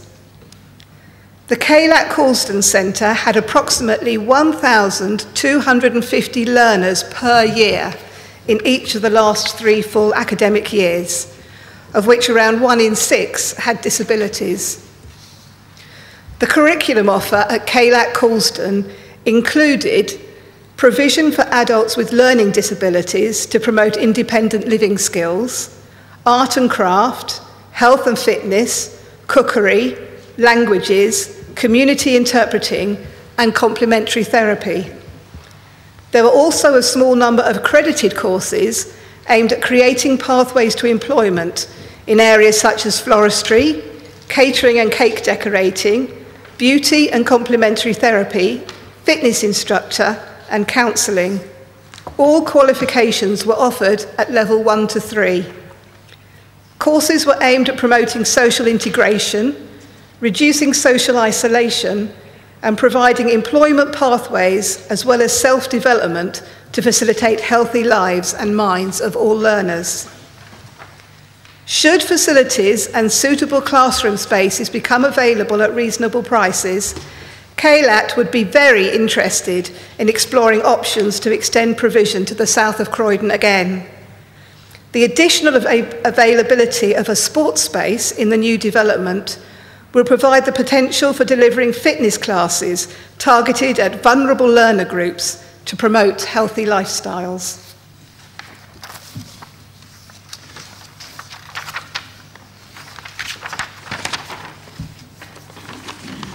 As I said, that's one representation, but we have had a lot of interest expressed, and I don't think there's any problem with the facilities being used.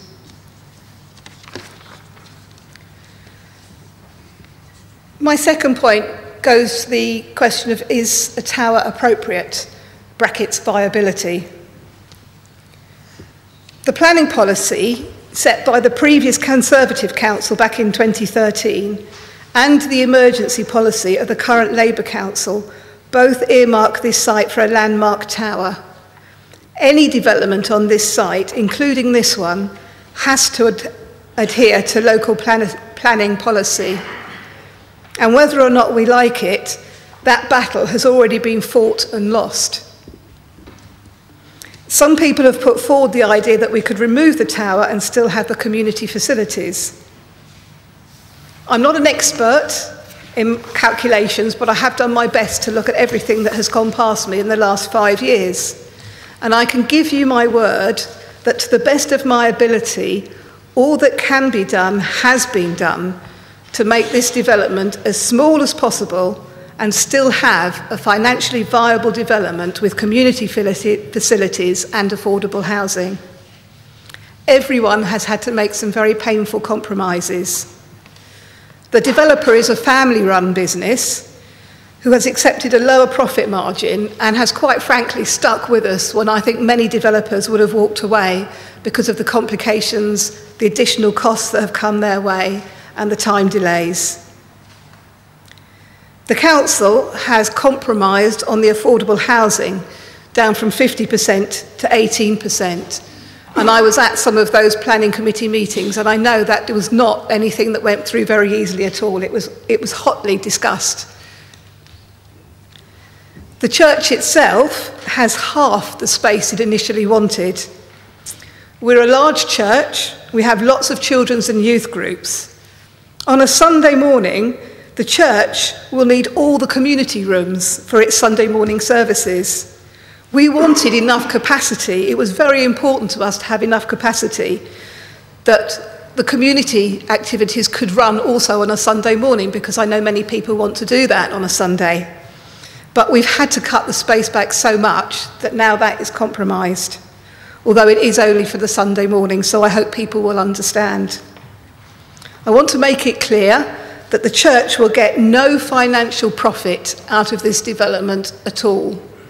Indeed, we have raised millions of pounds ourselves through very generous giving, which is donated to this development. The only benefit the church will get is the office space and a prayer room, and the joy, of course, of knowing that we've provided something for the community of Purley. There are 50 flats in the tower. There are too many to redistribute elsewhere on the site and still achieve an acceptable block, which does not overwhelm places like the protected Purley Library building. We tried many different shapes and sizes over a period of more than 2 years. We had the tower at the back, the tower at the front. We had two shorter towers, we had one taller tower. We had a tower on the south side.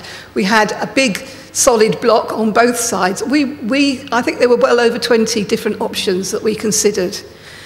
So the one that we ended up with was not, oh, let's build a tower, but it's where we got to after a very long and painful process.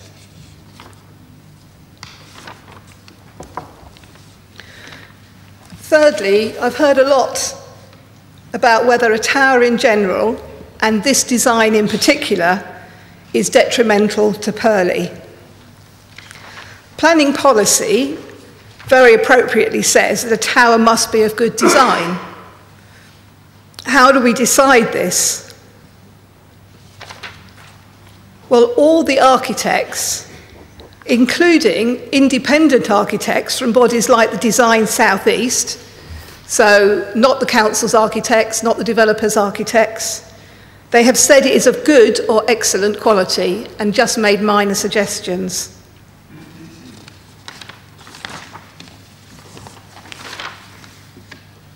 I've heard a lot of comments along the lines of the tower will create a different atmosphere adversely affecting Purley's character. Purley has a peaceful environment, quiet residential streets. It will ruin the sense of community. It will be of major detriment to Purley.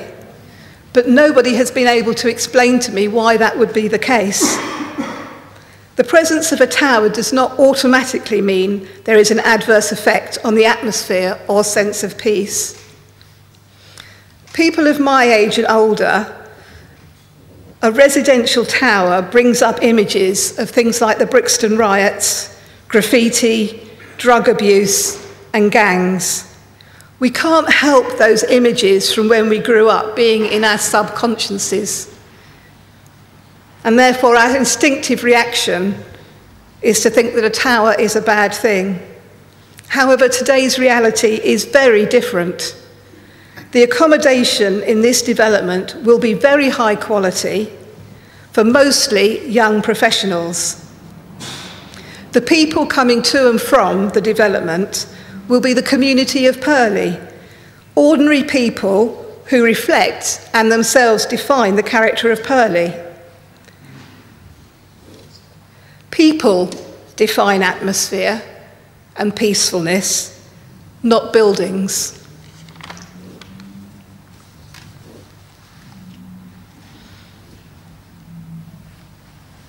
I have a great deal of respect for our local MP and his interest in local matters. It's good to have an MP that's interested. But to me personally, it has been a huge disappointment that his emails and websites, even the one that he sent out last Monday, showed a grey, faceless, monolithic, double tower that was rejected a long time ago.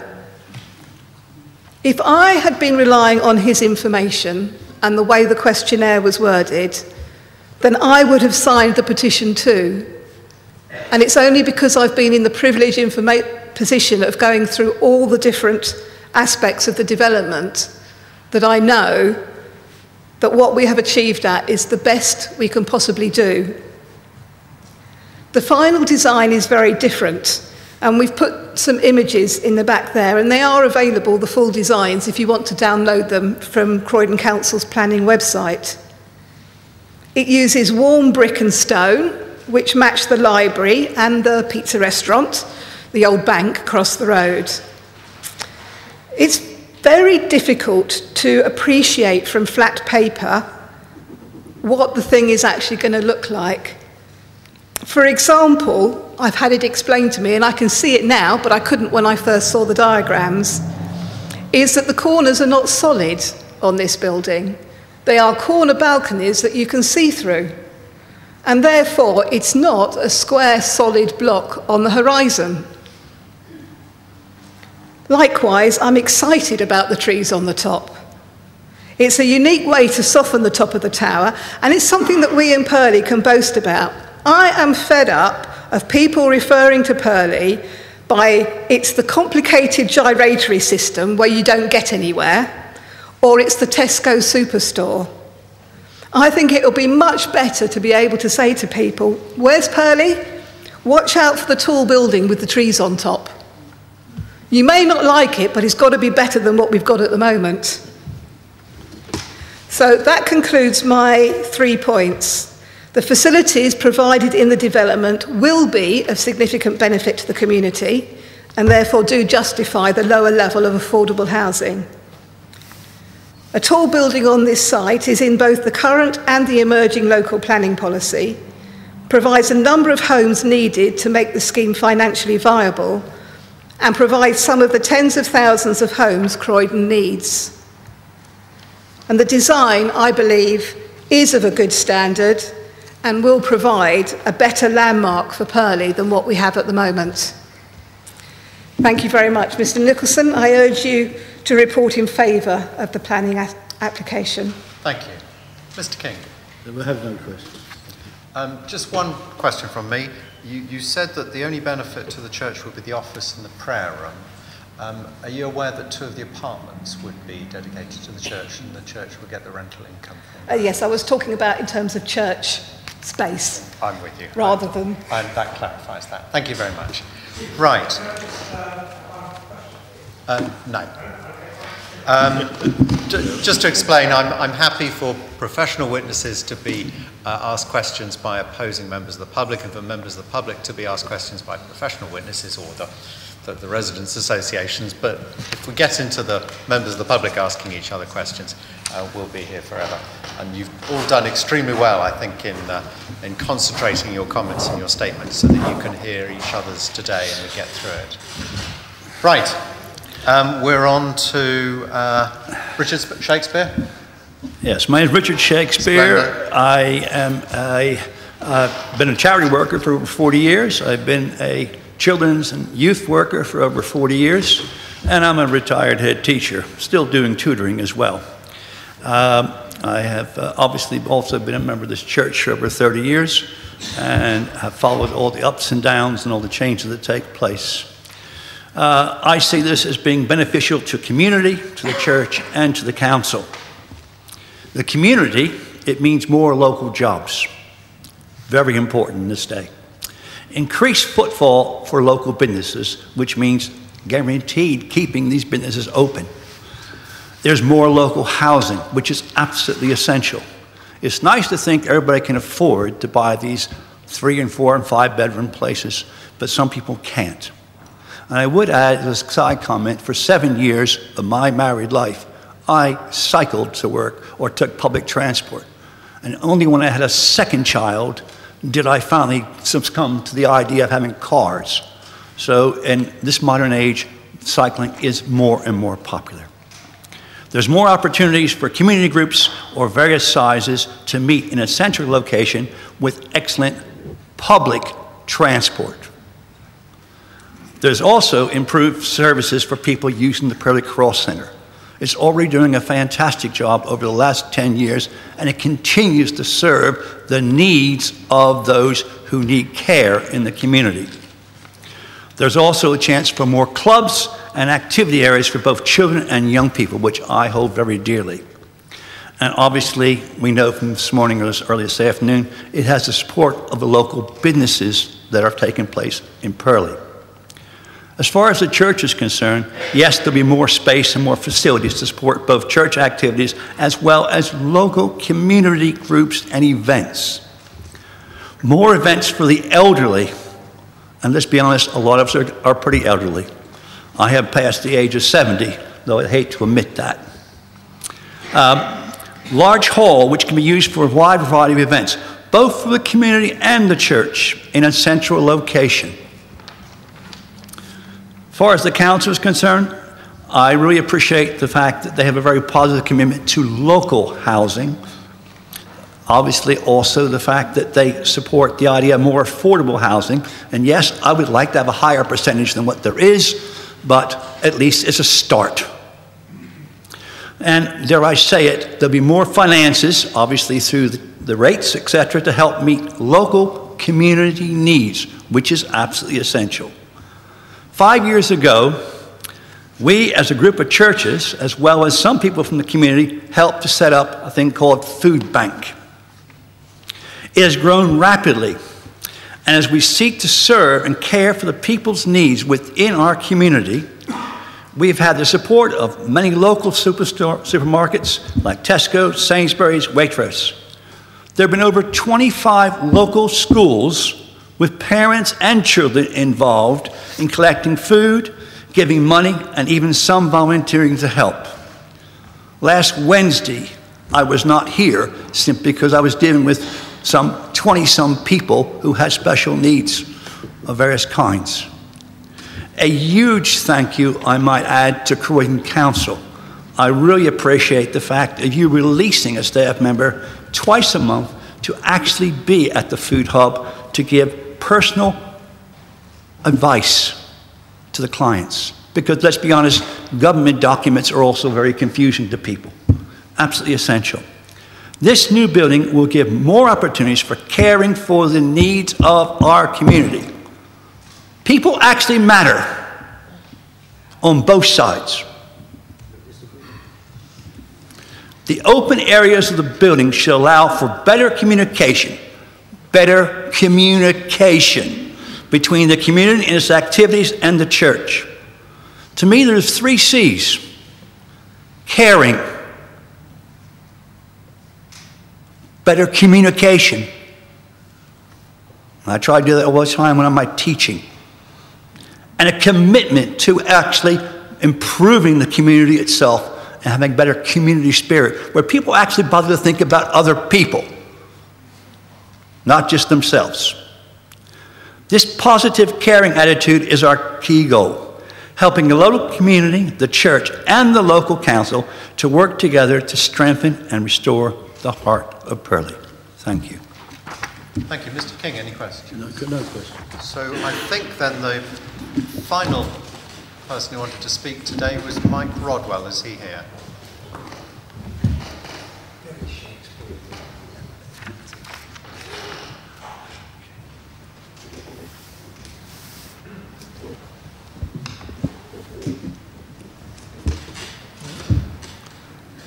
And as I'm the last, I shall be mercifully brief. My name's Mike Rodwell. I've been resident in the ward for some 40 years. I'm a member of Kenley Residents Association. I'm also Secretary of Kenley Airfield Friends Group, where we're currently renovating and preserving the only open World War II fighter base in the UK with the help of a 1.1 million Heritage Lottery grant. Our group worked in partnership with the City of London and Historic England, just to give you some background of the things that may be relevant to what I'm going to say.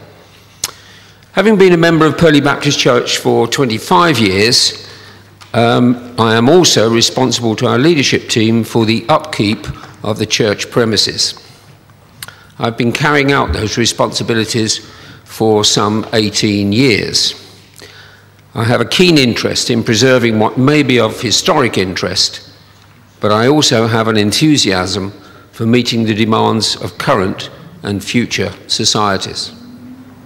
I'm now retired, but I've spent the majority of my working life in the construction industry, directly related to people movement in complex, multifunctional buildings. This work extended throughout Europe, and latterly I owned and managed a major interior redevelopment company, again working throughout Europe. I have 3 points to make related to the proposed new development on this island site. Historical setting. My forebears in the church raised funds and built the existing facilities step by step over 130 years, and they did that to meet the needs of the church and the local society as it developed. The current facilities have served well those needs, but some 15 years ago, as society and therefore local needs changed, it was clear that we at PBC had to extend our vision and services. It was my job to try and match those requirements and social needs with building facilities that would be fit for purpose. About 15 years ago, I raised the issue with the leadership team that we were heading for a crisis, and that is where we are now. Our facilities are no longer fit for purpose. Why is that? As an example, Purley Cross Centre, our compact office in Purley High Street, had 3,605 visitors in 2017 and provides, just briefly, general guidance on public services available in the area, digital skills training, counselling services, legal consultation, tax help, CAP Job Club, CAP Money Management, and helps administer with other churches the Food Hub. PBC is also partly funded by Croydon Council and manned entirely by volunteers, apart from our manager. Our main site, we host 30+ separate activities a week, excluding any administration services directly associated with our responsibilities as a church. And I believe you have a full list that's been prepared for you with all that we do. Yeah. I think I've got that already. Good. Just to clear up one point that was raised last Tuesday, there was a specific inquiry, I think it was raised by you, Mr. King, related to provision for teenagers. Do you recollect that? Just to let you know, I think you'll see from the schedule they are extensively catered for, and indeed we have a full-time member of staff and support team directly responsible for that group. As I said, our current premises are no longer fit for purpose. We now risk jeopardising our ability to serve the needs of the local community, and in particular those less advantaged than many of us who have attended this inquiry. I would emphasise in particular our inability in these premises to meet the needs, to meet some of the most basic needs of people with disabilities, be they young or old, and also to satisfy the intent of health and safety legislation. So why a multi-purpose development and not just a new church and offices? We at PVC have always seen it as our mission to serve the local community and to help keep the heart of Purley vibrant and fit and a safe location to live in the 21st century. Our aim is to take heed of the past and to look to the future. Whilst I hope we have managed to accommodate the needs of this inquiry following the freshening up of our church premises, in some cases it's only the thickness of the paint that stands between us and the vagaries of the weather. We have made the best use we can of the current footprint. The proposed multi-use church premises will help us meet the ever-expanding needs and wishes of the local community. Even though I, with others, for many years have nurtured and caressed these buildings to keep it functioning, it will bring us all great pleasure to see these old premises finally demolished and a new multifunctional centre for the future rise from the rubble.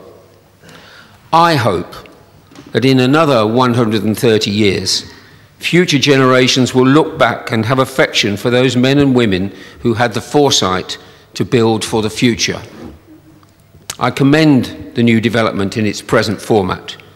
It will provide safe homes, needed services for many, and be a beacon of light in our much-loved Purley long after we have moved on.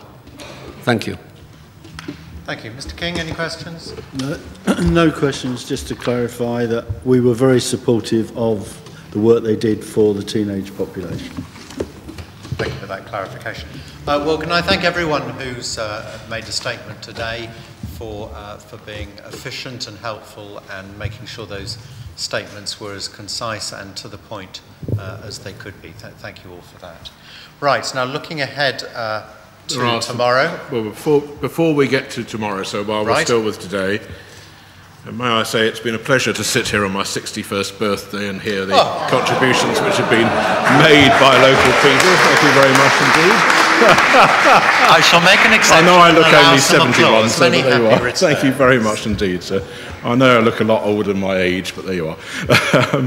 There are, I'm afraid, just a couple more documents from us, sir. I mean, what would a birthday be without submitting some more documents to an inspector at a planning inquiry?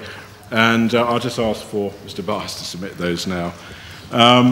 And the first is a further letter from our affordable housing consultant. So the Douglas Burt letter, I think, would be number 23. So 23. Douglas Burt, Douglas of Burt. 16th of January. Very Today. auspicious date in my diary, anyway. Thank you. And so this is a letter which seeks to respond to the further queries that you raised as of yesterday afternoon. Very prompt, and that's thank you for fine, that. sir. And the other document, number 24, which is just headed from an email from Mr. Pritchard, just asking for this all to be printed out. This is an email chain which responds to the question that has been raised about water pressure and how we're going to deal with that. So that's document Thank you. 24. 24, and so the cross-reference within it to our fire safety overview is a cross-reference to a document that was produced as part of inquiry document number, I'm just checking, 1313. So this is to be read together with that. So if I put to be read together with Inquiry document 13. the fire safety overview attached to inquiry document 13. Thank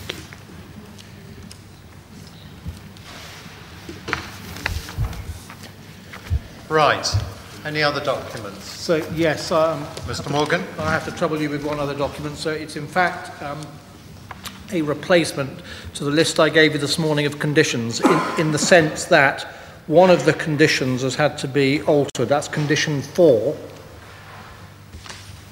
Right. And that's to alter the references to the plans to be consistent with what was required by TfL, and also to make it clear, a clear reference to phase 1. I can hand you up, sir, the corrected version in a moment, just to indicate. So the only change is condition 4. Okay. So that would be 7C. It will be 7C. Yep. There we are. Right. Revised conditions. And so while that's being done, so do you recall earlier on you asked whether, in connection with one of your affordable housing questions, do you remember, so you asked whether the council's consultant had checked the floor space areas given in by the applicant, etc., etc. Well, and you just my asked. query was because the valuer had said, I've taken the areas Absolutely, from the applicant. absolutely, yes. So that was, and so you asked whether there in the papers there is indeed a sort of floor space or accommodation schedule. Yes. And so for your note in the design and access statement, so core document 1.10, pages 164 through to 167. Right. You will find infinite detail on that very matter, sir. Splendid. And are those planning application drawings? They are indeed. So that's the schedule that goes with the planning. Well, it's part of the design and access statement, so it's the schedule that goes with the application. But it's the same. drawings. Absolutely. Splendid. Thank you very much. Mr. King and your colleagues, any other documents, any other evidence? Don't think so. All done. Splendid.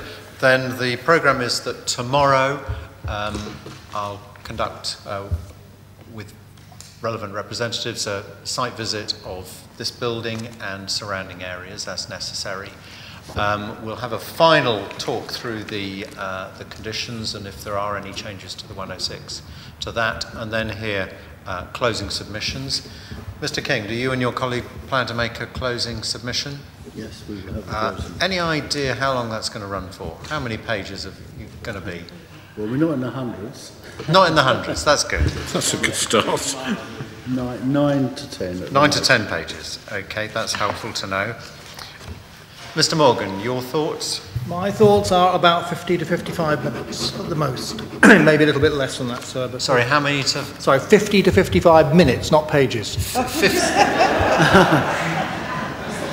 I can make it pages if you like, sir. 50 to 55 minutes? Yeah. Okay, and Mr. Katkowski? So we'll be done within an hour. Okay. Well, that's splendid. Then what I suggest we do is that I think the site visit's likely to take about 2.5, 3 hours, something like that. As we're not preparing here, maybe we could meet at 9:30 in this room for the site visit, and then hear closing starting. If we allow for an overrun, could we have an early lunch and start at 1:30? If you think that's sufficient time, sir, then so be it, yes. Yeah. Well, I've got an estimate of 2.5 hours for closing, so if we start at 1:30... That'd be grand, yes. Were you thinking earlier? No, I was thinking that to be safe, we should say 2 o'clock. Right. To be honest, because I think that would give you a little bit of time for flex. The site visits might go on a little bit longer than that. Indeed, well, and you might even want to have a sandwich or something. Well, definitely want a sandwich. What I was thinking is that it might take a little while just to deal with the final changes to the conditions. Oh, I see. Fine, I mean, I could have that discussion before lunch. Not a problem to me, whatever time you want to start. I'm just trying to... But, well, your experience is useful in terms of sorting these things out. You're making me feel very old, sir, but thank you. I think you did that just a minute ago. I did indeed, sir. And it's getting worse by the moment, I can tell you. We can review it, but let's aim to start at 1:30 Thanks, with a discussion of conditions, indeed. And then 2 o'clock for the closings. Thank you. Hopefully they'll all be sort of printed and run off by then. And so again, if you had the chance overnight, and I'm sorry to burden you, but if you were able to turn the pages of the various documents just to confirm, I hope to confirm that they've ticked the I will definitely do that. Thank you, sir. Don't worry about that. So at 9:30 we will assemble here for the site visits. Another copy of the site visit itinerary would be helpful to me, please, so I can scribble on it and still send a clean copy to the Secretary of State. Now, from the applicants, who's going to attend the site visit? I have no idea at all. Does anyone know who the list is? For the people in the building, it's going to be members of the church. Right. And then senior programs who will be going around the buildings. Right. That's right, 21. If you have that. Okay, and for outside? The tour will be Andrew Matthews.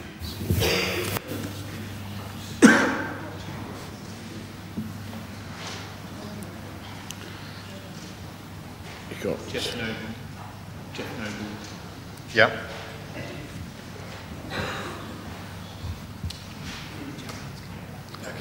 Victoria Balbo.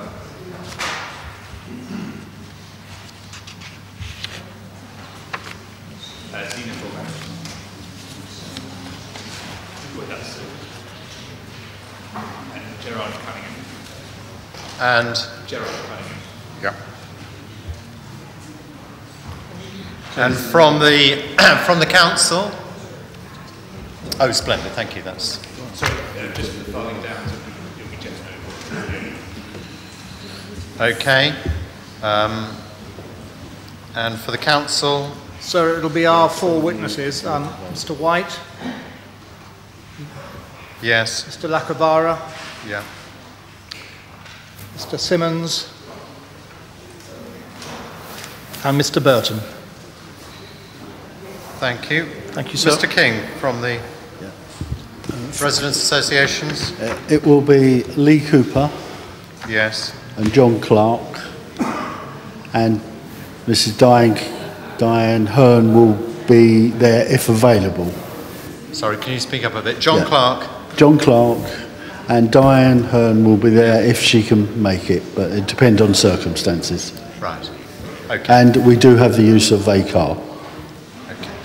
Splendid. Well, we'll sort out the car details tomorrow morning. Anything else then between now and the morning? Okay, then until 9:30 in this room for the site visit, and until 1:30 for discussion of conditions. The inquiry is adjourned. Thank you, sir. 1:30. 1:30. Are you going to be here at 1:30? I will do my best, I'm sure. You'll be here because what I'll do is I'll come down for 9:30 and I'll do all this, then I'll go home for a couple of hours and then I'll come back. Oh, yes, yes.